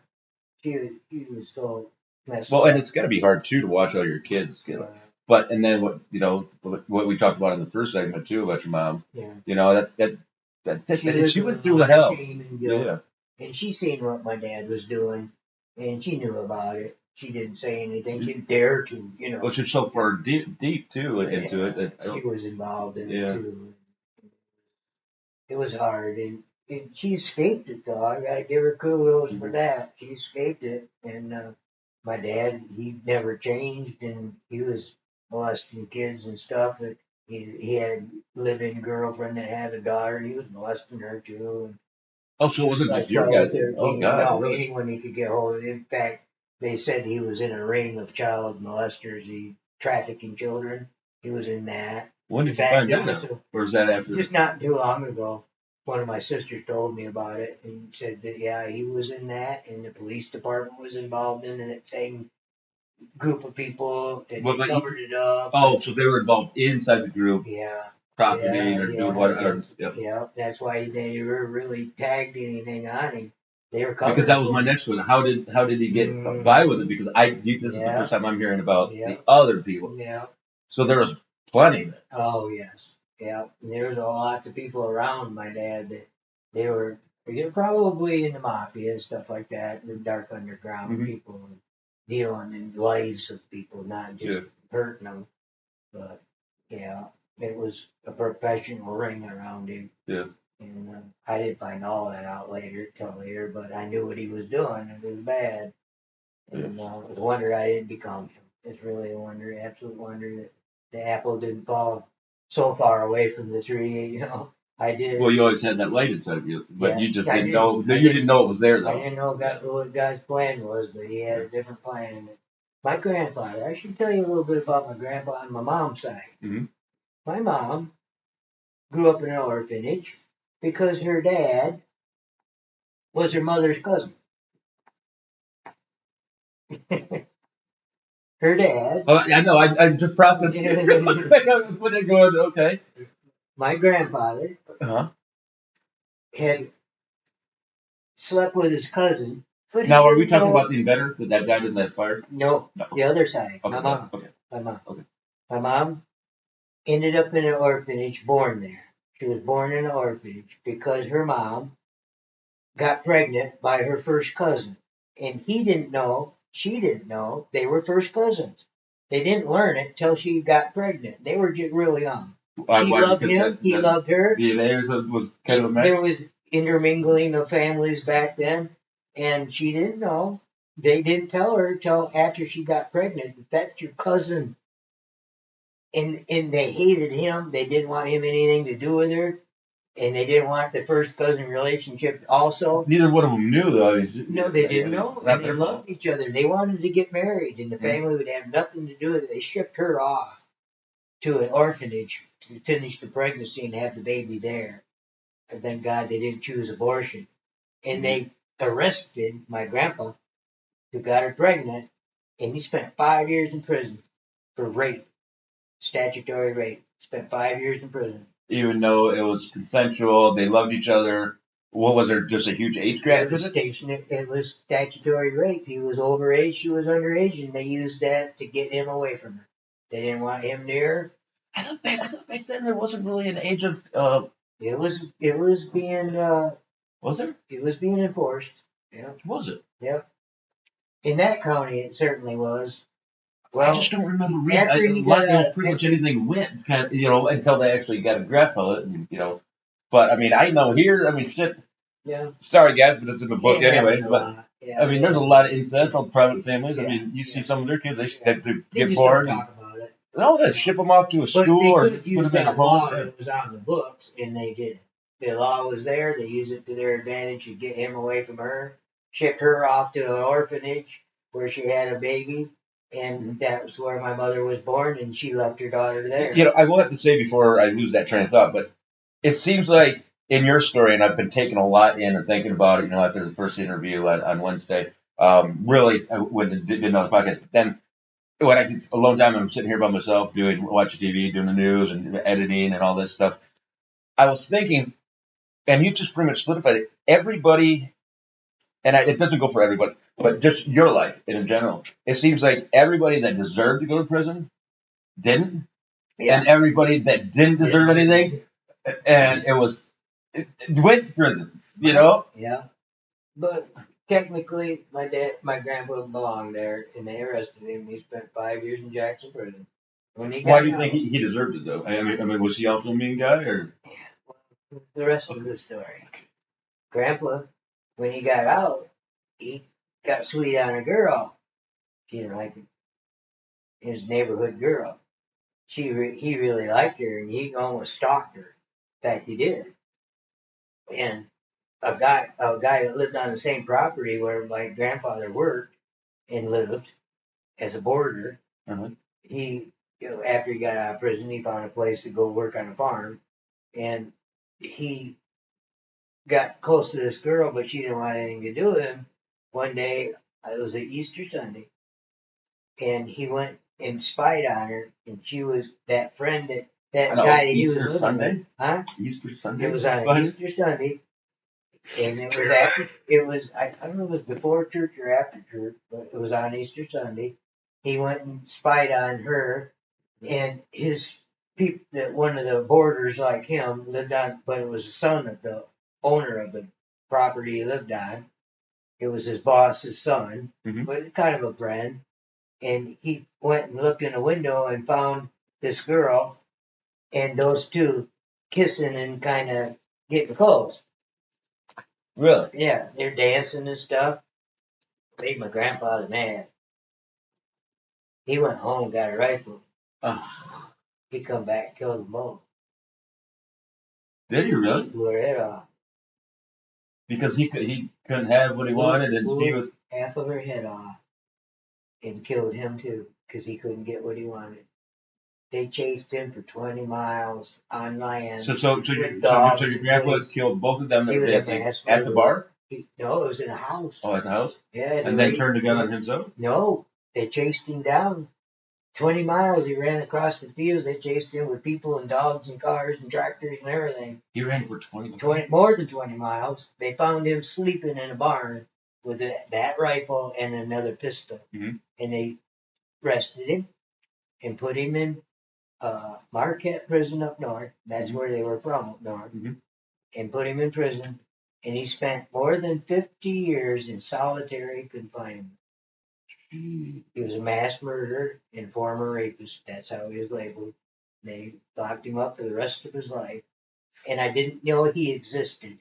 One of my sisters started digging in the woodpile of our heritage and started finding out, and she actually found him. And he'd gotten out of prison. He got a letter from the president, I think. He got a letter pardoning for all those years, and he wasn't supposed to ever get out. And he was in solitary confinement. He started working for the landlord as a prisoner and helping him do gardening and stuff like that. He got out. They found a halfway house for him, and he was in a greenhouse back down just a few miles from the sister that found him. Brought him down from up north, brought him down here. He worked in a greenhouse, and he stayed across the street. And I think there was a little restaurant there. I got a picture of him in that restaurant. I looked just like him. Anyway, he walked across the street, and it was snowing and slippery, and he wasn't used to walking on that stuff. He got hit by a car, and it busted his hip up, and it put him in a nursing home. And while he was there, I was told about him. And as a minister I was, I wanted to go visit my grandpa. I met my grandpa. He was 86, I think. How old was he when he got out? I think he was 83, 84, like that. He wasn't out very long when he got hit by that car. But he was real old. And he sat there in solitary confinement for 50 years? Some years. Well, I think closer to 60 years he was in it. He went in when he was early 20s, and he was there till he was in mid-80s. And he was such a sweet guy. Oh, he was just a lovely man. I asked him what sweet guy, but he was a serial. Yeah, he's reformed. He'd met God, got in jails and prisons. They talk a lot about Jesus. They have services and stuff. I asked him when I met him, I said, "Do you ever accept Jesus as your Savior?" He said, "Oh, lots of times." he dared the sermons. He never really dug into it, but I think he might have been saved.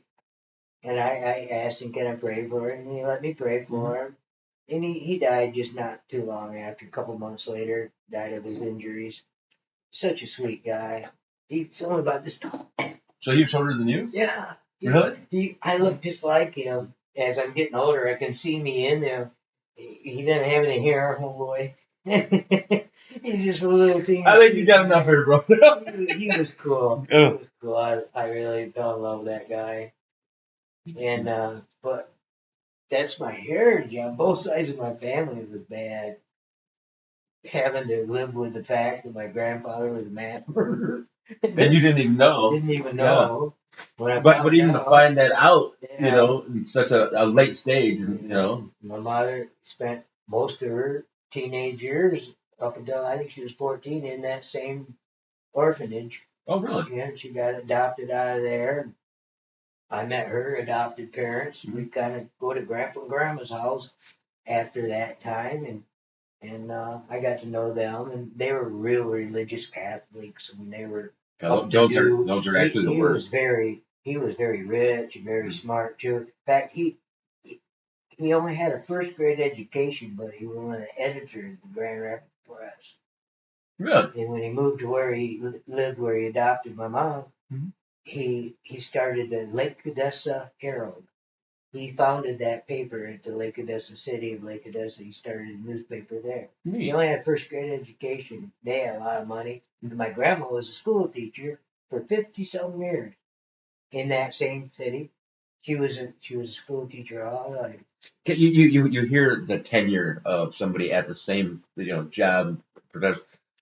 I can't. I mean, I can't even fathom that.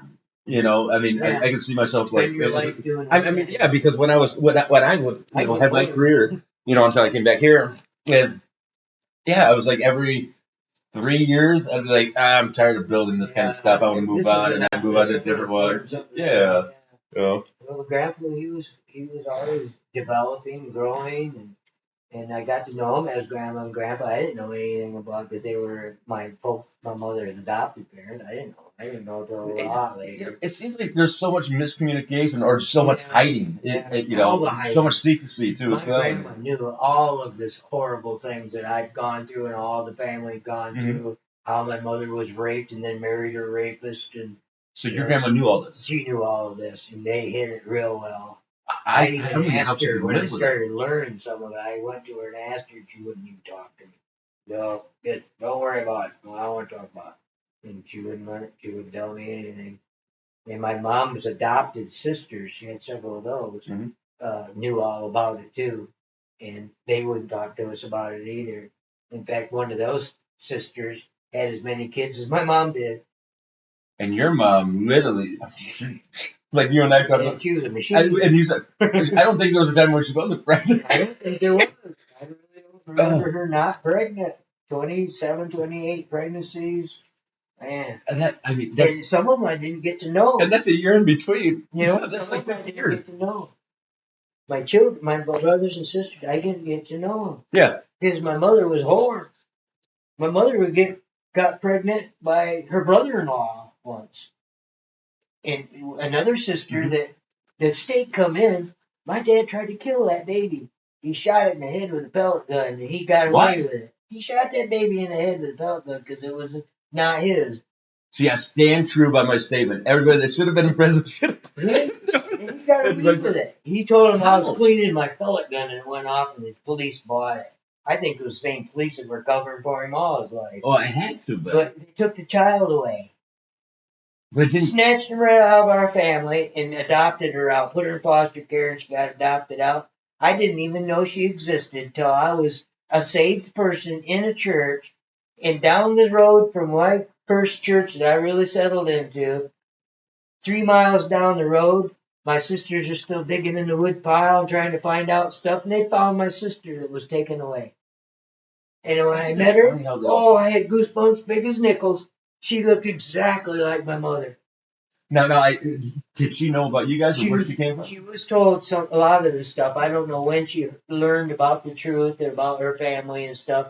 And she did some digging of her own. And I met her. I got to meet her.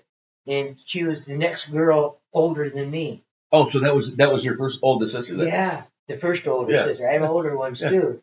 And another one of those was taken away. So actually, you could have been shot. I could have been shot. But because I had mom and dad, as my mom and dad, I was a little safer. A little bit safer.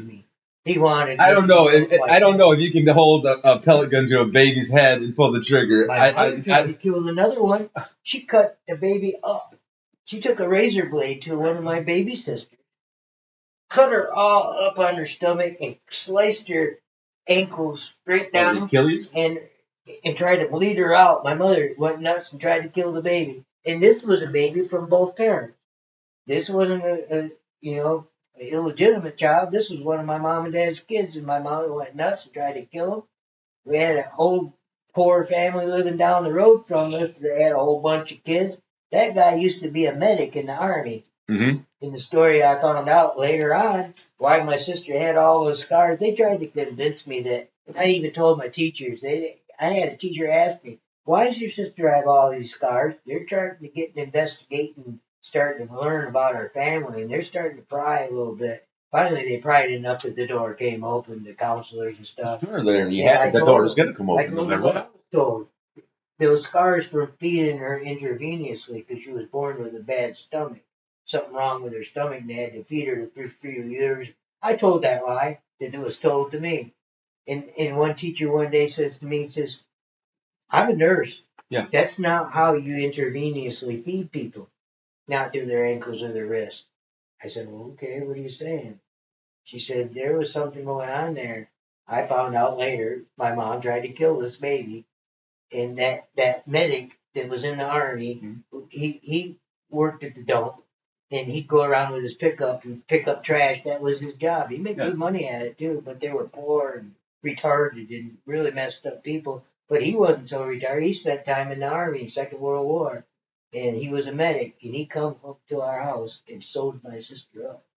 He's the one. So she had a bunch of scars. She still does. And he never said anything to either? No, nobody ever said anything. I didn't find out till I was not even 20 years ago. I guess, I mean, did you ever ask anybody, or did you find out after your mom and everything? When I got out of there, all I wanted to do was escape. Yeah, To my shame, I should have stayed there and protected my sisters, but Dad wanted But to. there were so many different working parties that were not inside the family that Could I have. can't believe, I don't know how people, well, I do, but doing it to a child, I guess. I could never hurt a child. She tried to kill my baby sister. My sister has the scars to prove it. And I mean, if you're going to do that, you got to kill him. she got saved. She could become a Christian, that girl did. Did she really? Yeah. Yep. Oh my gosh. And she has the story to tell. She had as rugged past as I've had, and even in her adult life. And all of them have, really. Yeah. All of them have. I got a lot of sisters. I got one that's older. My only other living sister that's alive still is 5 years older than me. And there's only one, right? One older. One older, and then how many younger? A bunch. Is there really? Yeah. More than 6. Have you ever seen them though? Yeah. Yeah. One of them's like my best friend. Oh, that's cool. And several of them hate me. They see my dad. They see my brother's abuse. They see my dad. They haven't gotten saved, and they point all their aggression at me. And I was a victim like them, and they knew that then. But now, as they got older, they have imaginations, and they have weird dreams and stuff, and they dream up stuff that didn't really happen to them, and they think it did, and they point at me, I must have done this, and I'm glad you stated half of my sisters love me. Yeah. The other half don't. Yeah, because I actually have an older sister that's like that. And my dad and her did not have a great relationship because it wasn't his own. I think I can read between the lines on it. Yeah. But she ended up going back to her dad's over in Bay City, Bass. And but from then on, every time I did see her, she saw me, or she saw my dad. And like when I went away, that's why I wrote the book, because when I came here, just like you said, they get creative. They think they know, but even though I did Texas and she's up here, and really mess them up with aggression and hypnotism and trying to take them into their childhood, and they don't know. But and it's funny because they do. They manufacture up. And you're like, and some of them I said, I wish I did it. The children today trying to tell them you're a boy and you're a girl, and they go, "Oh, I'll try that for a while," and the teachers kind of lead them into that. I still think it's funny that they're now putting kitty litter and stuff with the kids want to be cats, and they put Yeah. Oh, really? No, they dress up. Oh, yeah, BBQ. I'm dead serious. It was all over at the schools around here. Yeah, Oh, that's sweet. Oh, yeah. that's sweet. They put on the cat. They had the ear. I And just they heard something horrible. It's individuality. They say. This whole family of people are involved in animals bestiality. See, I don't get that. It's horrible what they're doing. That's I mean, what is it? I've seen some pictures on it online. I about threw up. It's something you know what it's so I saw it in a movie one time. This guy they made him screw pig, and they took a video of it. Right, that was really funny.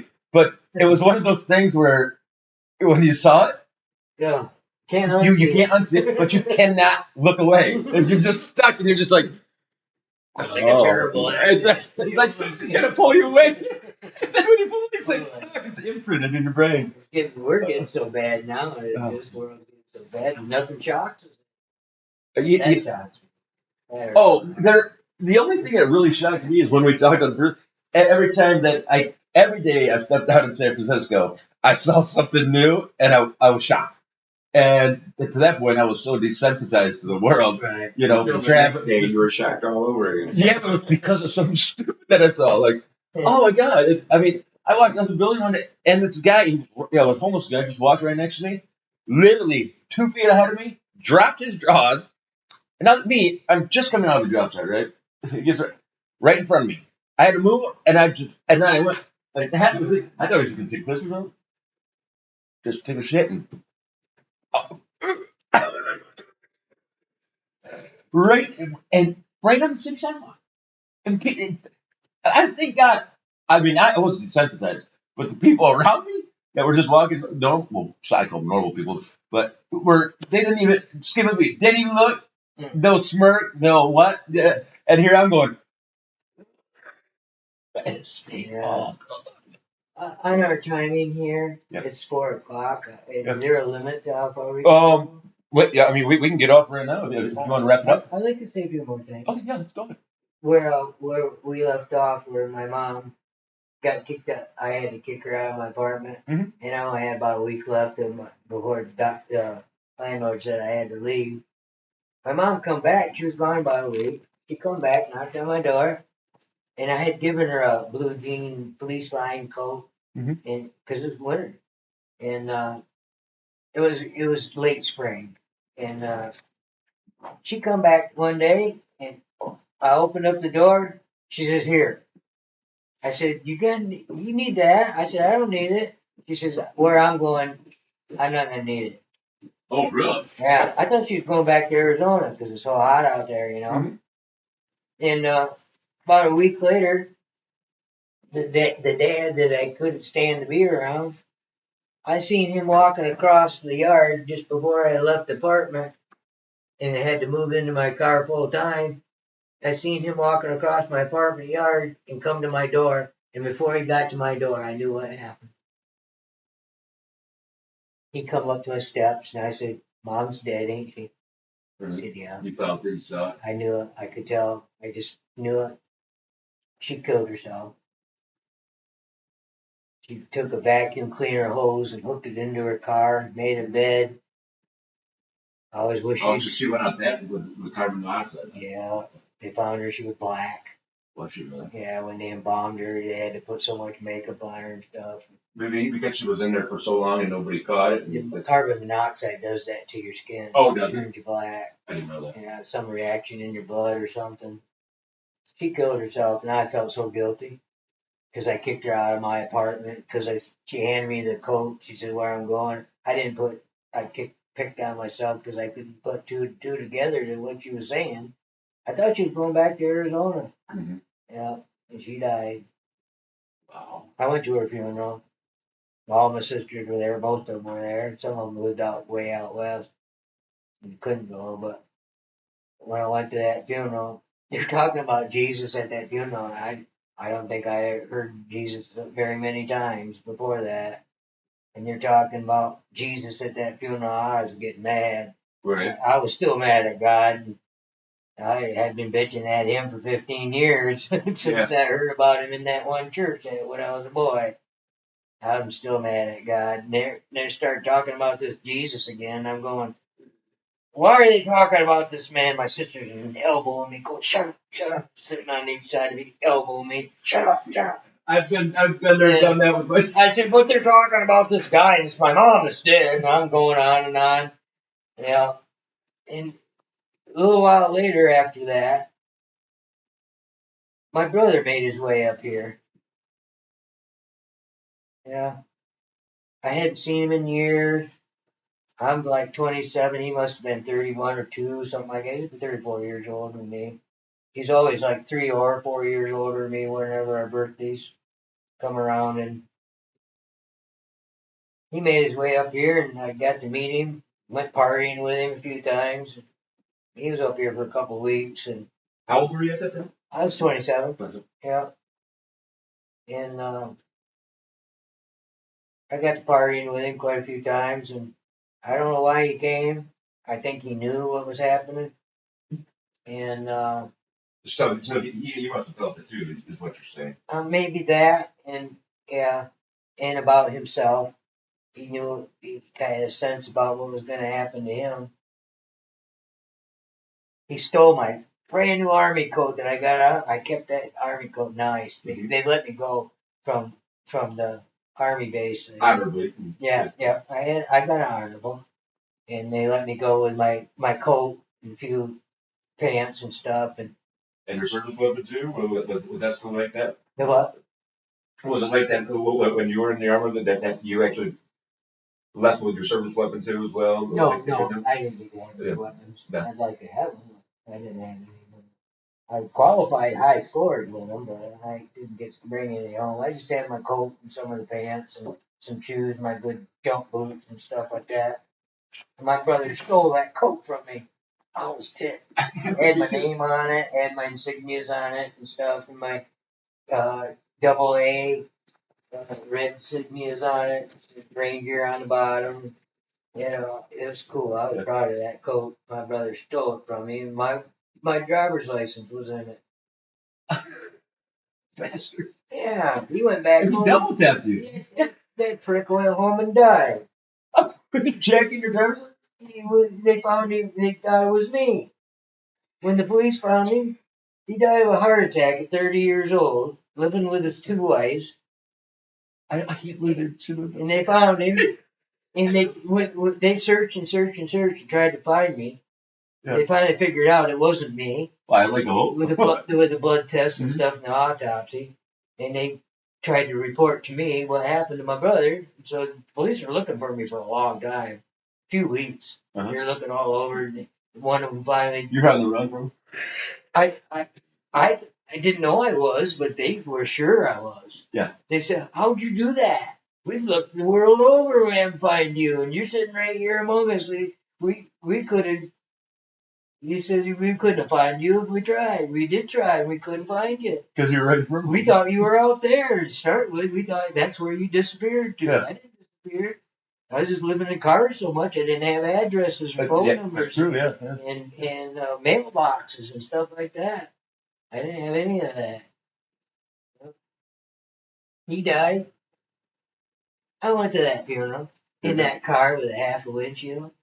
Did you really? Yeah, I drove that all the way from a little town. It was probably 30 miles, 35 miles one way. With a big old hole. With a big old hole in it. No license plate on the back.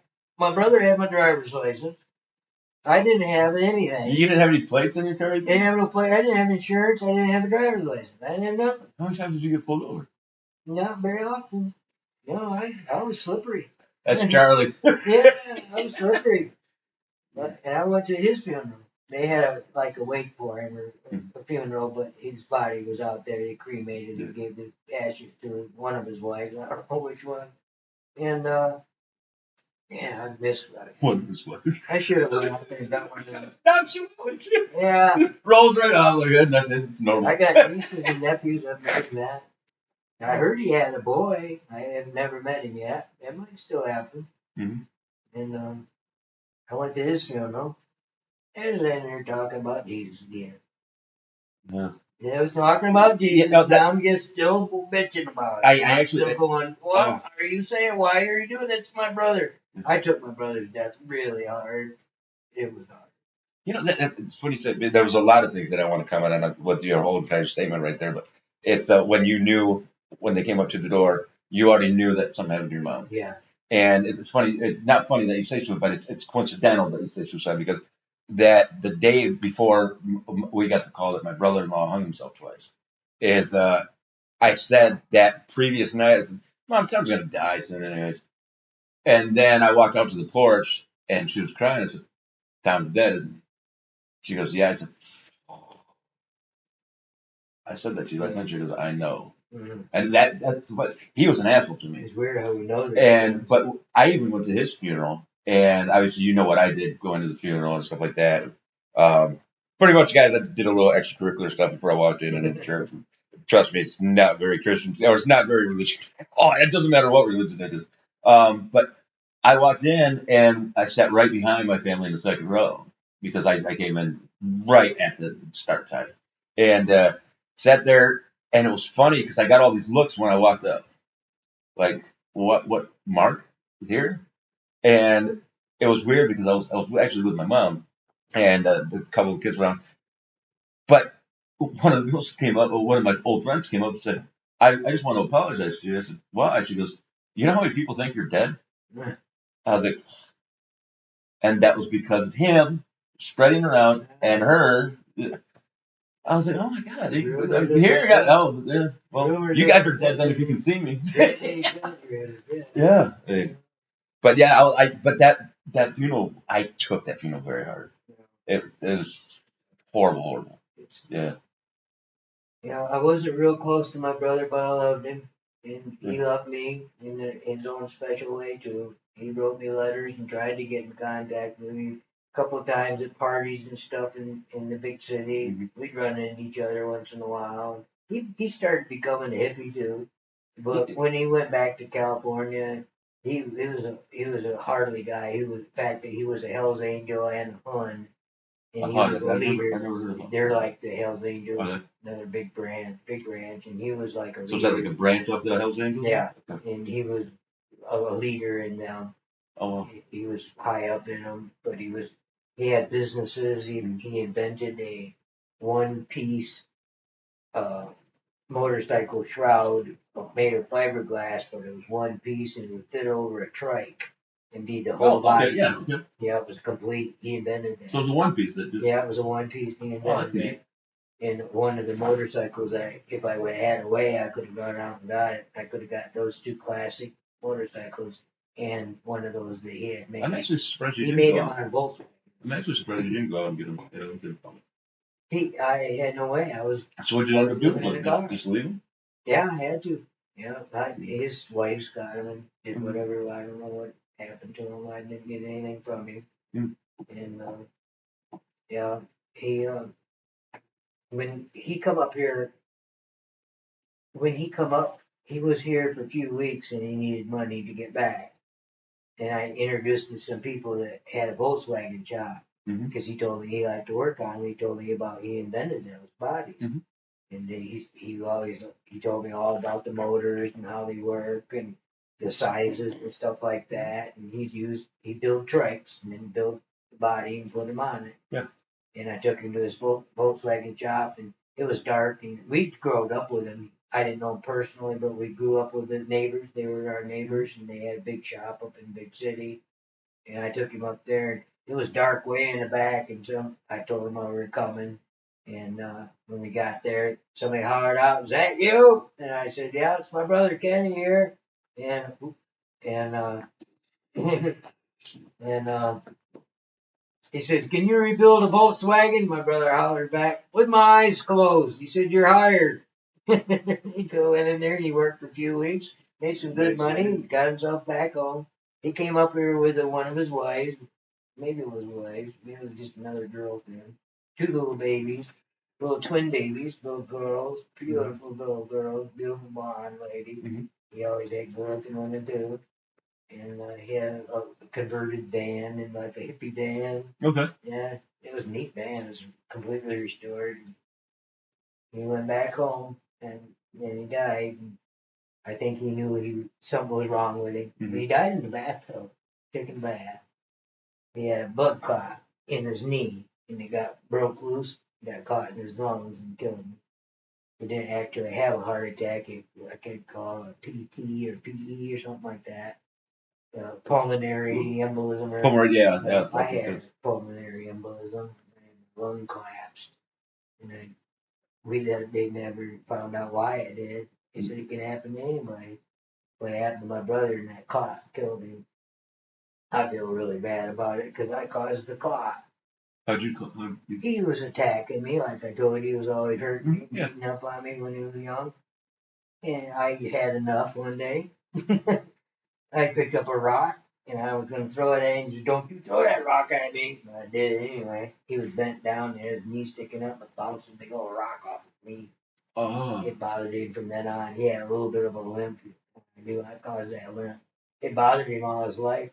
The other sister I was telling you about that I didn't know existed, Mm-hmm. she died at 33 years old. Same thing. Really? She died of a blood clot from the same knee. She fell off her horse and busted up her knee, and it bothered her for years. And finally, it broke loose and got caught in her heart. Come to find out, most of our family have the same disease. That if you got that, you're probably going to have a stroke or a heart attack or blood clots. Mm-hmm. And we're finding out now who does and who doesn't. And you can get it from one parent or two parents. You get it from two parents, you're 100%. You're 100 times more likely to have a stroke or Mhm. heart attack. You can get it from one parent, even though it comes from two. You can get it from one parent, it's passed on different times some way. And if you get it from one parent, you're 8 times more likely to have a stroke. And I've had a stroke. I got a new valve in here. I got a heart valve, a pig valve, or a cow valve. And I've had many strokes, little strokes and one big one. Well, yeah, I think it was you or Brock told me that you have like at least 3 mini strokes a day or something like that. Or A few weeks ago, I was having a lot of mini strokes. I had one yesterday and a little one this morning. And it was like I'm having a lot of issues of bleeding in my brain. And because of the disease I have that clots your blood, I'm getting a lot of little blood clots up in here. And it's called ischemia. I have an appointment yet to see a neurologist, and they're going to work it out and find out why am I having these episodes. And these episodes are like, you ever have an earache and you get an ear infection and you lose your balance? Yeah. I lose my balance. I get real nauseous and get funny feeling, and I feel it coming on. And when it comes on, it's like swimming underwater. I can't hardly see. My eyes open. Oh, so it's murky and it's real nauseating feeling, and it stays on. My lips get numb, and I feel weird, like I'm gonna have a major stroke. Hasn't happened yet. Guys are taking care of me, watching over me. I'm not gonna go 1 second sooner, and God wants me to. Yeah. But well, it's. I'm gonna say it's funny, but how you look so great. You're in such great shape. I mean, literally, I would have never known that. I'm sure. I highly doubt a lot of people when they look at you, go, "Geez." I mean, like you had your shirt off earlier, and you look like that commercial from the guy that's like 76 years old that's ripped. He's got the six pack and Nugenics or whatever it is. Oh yeah. Yeah. I mean, you would never think. I've got a list that long of things that are wrong with me. I almost died. I only have a few weeks left of hepatitis C, and my gene type says I can't have the cocktail they were giving people back then. Only maybe 8-10 years ago. It was alpha interferon and ribavirin cocktail. And if you had the right gene, it could help you. If you had the wrong gene, it could kill you. A lot of my friends, when I got the hepatitis, are all dead now from the hepatitis. Oh, really? I got it from shooting up drugs one time, only once in my life. What drug was that? I was only 16 years old. I was shooting up cocaine. And these guys are passing around a needle. The AIDS hadn't come yet. Oh. They're passing around the needle, and they talked me into going in and getting one of their wash, they call it, after they inject. Yeah. And they pull the blood back into them. They mix it up, and get Just get another back. wash, another set. They'd let me have the wash. They shot me in the arm. Ugh, All those guys, I know them all. They're all dead of hepatitis. Really? They all died. you're the only one still left. And I met a lot of people over the years that had the same disease from the same way, and almost all of them are dead. I only know one guy that's still alive. Of all the people I've met that had Hep C, I was almost dead not that long ago. And the doctor's going, "Do you know how high your numbers are? You don't have long left." A lady from my church came to my home and told me that there's a trial for this new drug. I told her my problems, and she immediately she made some calls. Mhm. Within a couple hours of sitting in my home, I was in a drug trial. Really? Yeah, and it was a new drug called Harvoni, and it's I've seen her. and it cured me 100%. It took 12 weeks. I had to take a pill every day, and every day was like having the flu. Was it really? At the end of the 12 weeks, they tested me up to 2 months later, and I had to go up to the big city, drive up there, and they give me like a week's worth, and I had to take one pill every day. And those pills, if I had to pay them out of pocket, was $132 each. I bet. Yeah. And for 12 weeks, I had to take one every day. It made me sick, but now there's no sign of There's no hepatitis trace, in no? my blood. Really? And my liver healed up, and that hepatitis. I had hepatitis A when I was a kid growing up. Of course, you would. It Mhm. didn't have any toilet till I was 14, and it probably only took a couple baths, and that was jumping in the lake, Oh, we used to do showers in the lake. Yeah. I took a shower in my pool in Texas all the I time. had A, B, I was still a carrier of B, and C. It almost killed me, and I survived that, and How many near-death experiences have so you had? many, so many, oh, so many. So it was a near death, or you actually died? Not you. I You would didn't say, say died. at least 3 times I probably died. Mhm. I overdosed one time on PCP, and I woke up 3 or 4 days later. My girlfriend that I was living didn't call the police or an ambulance or nothing. Was lucky, and a friend lay there. We'd both taken the same amount of dose, and it did the same thing to both of us. And she said, "I checked your breathing. I don't think you were breathing just before I woke up." I'm like, "What? Okay. Maybe I did, maybe I didn't." But I was gone for 3 days in a coma on my own living room floor. And she didn't She didn't think do a that. dang thing. Was she just scared to get in trouble for drugs? Yeah, I think that was part of it. Yeah, I broke up with her. Yeah, that's one thing I've been lucky with is I've never had somebody around me overdose, which they probably should have. I mean, Drunk? Really? Oh my gosh, a whole many accidents I've had being drunk. Wow. well, I mean, as far as as far as drugs go, I mean, LSD overdoses. Ooh, that's an awful way to go. I've never. I don't think I've heard people just go nuts and not come out of it, Yeah. but never actually had an OD. Came out, but I've been there. Went off that deep end. You fell 3 stories on your head. Yeah, I'll talk more about that next time around. We probably should wrap this up. Okay. But where we're at right now is at my lowest point in my life. I think that was probably I've been there, but it never really affected me as much as it did then. I've been in that low point. I've been suicidal. I've been wanting to die. I've tried to kill myself. That point, I'm just thinking about it. I'm a little smarter, had a lot more skills, but mom died, brother died. Mhm. I'm living in a car with half a windshield. I drove it back to where I parked beside that bar. Mhm. Then things started to change. And that was my lowest point in my life, I think. After having touched Mhm. thousands of dollars, hundreds of thousands of dollars run through my hand, have every kind of, I guess, a good experience if you're going to live in that life. I've been through everything, and I seen everything good and enjoyed it. I seen everything bad, Mhm. and I lived through it.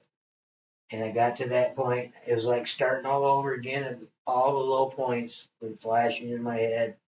And I'm drinking myself to sleep every night, and then something good happened.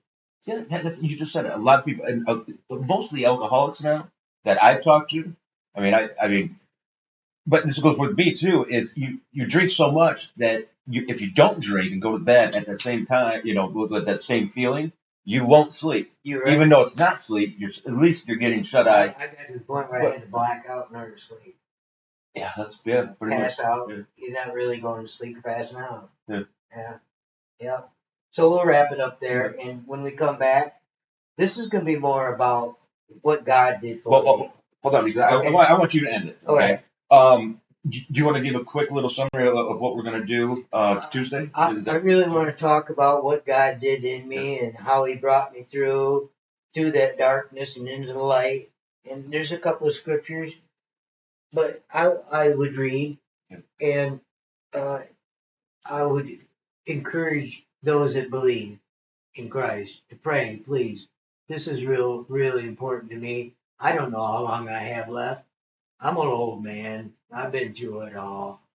And if this is an opportunity that God can use me, I'll tell you later on why I haven't been used by God in the last 20 some years as a result of an accident. And some more I'll address that. But when do you want to come back? Do you want to do this regularly then? Or are you able to do it? I'm not opposed to it. Wednesday, Maybe Friday? once a week. Once a week? Yeah, it doesn't matter to me. I'm getting involved in some other things that are good for me, and my wife is. Yeah. She's very bad. Yeah. She's had 9 brain surgeries. She's had Parkinson's all but 1 year of our life together. Oh, really? I didn't know. 39 years? On the day of our know that. first anniversary at the Mayo Clinic, trying to find out why she's not swinging her hand and starting to shake. Mm-hmm. We were going all over the country trying to find out what's wrong with her at the Mayo Clinic. On the day of our anniversary, we were out there for about a week, going to different doctors, going under the tunnels, under the cities, and on that, it happened. Our first anniversary fell that day when the doctor said, "I'm sorry, honey, you got Parkinson's." You're a good man, though. Staying another. I mean, a lot of people would run from that. Over there every day. Yeah. Well, hey guys, I'm going to wrap myself up right now. I'm just going to let you know we'll be back on tonight, Nate and I, for your drives. And but pray for Nate. You know it, too, Nate. But Charlie, thank you so much for coming out. I do want to do this regularly. I think it's great. Get back together maybe on the Friday. Would that work? Yeah, that's fine. All right. Yeah. See you Friday. But no, I want you to end the show. I'm gonna. No, because I figured you'd want to end the show with a prayer, just say goodbye. Okay. But hey, guys, for me, stay alive, and I'll see you a little bit. I hope you like the show. And again, I mean, this is eye opening for me. And those of you who know me know that I'm completely not religious, but it's been quite eye opening. And you should see what we talk about behind what on camera. But Charlie, feel free to say whatever and do a prayer for us. And I'll close this up by addressing my brother, possibly my new brother, but my new friend for sure. He doesn't think that God's alive in his life and hears what's going on and is with us. He called my God the other day an absentee landlord.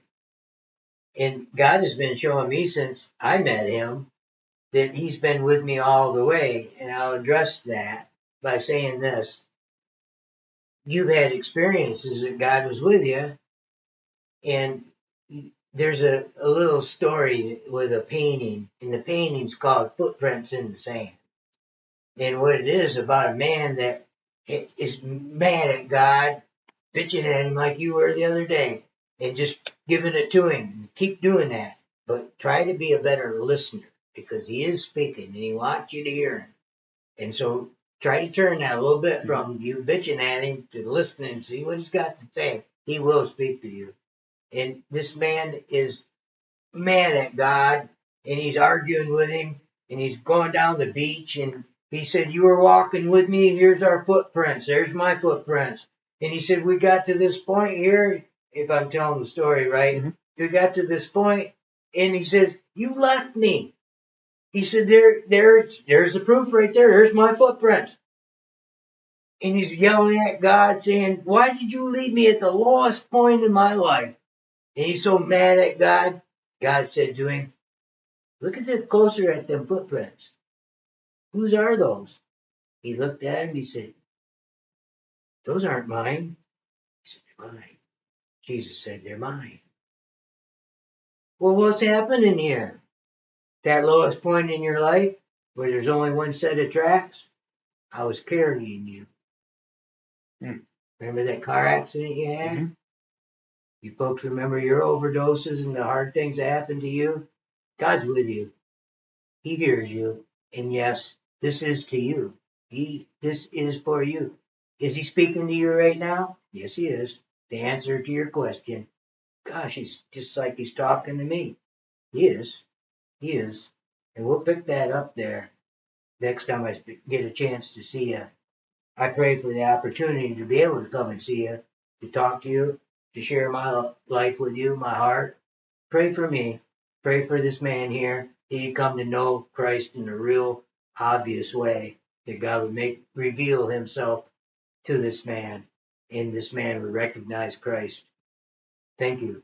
God bless you all. Thank you for this opportunity. All right, you guys, and we'll talk. I'll go ahead and talk to Charlie too as well, and we'll get the date and we'll get it up again when he's gonna. I would like to make it regular, and I know Charlie would too. I'll see you guys a little bit later, guys. We love you. Stay alive, and well, you know what I'll say. Don't die. You say that to me too. There it goes for everybody. He really Don't means it. stroke out on us. He really means it when he's saying it to you. Yeah, don't stroke out on me. Oh,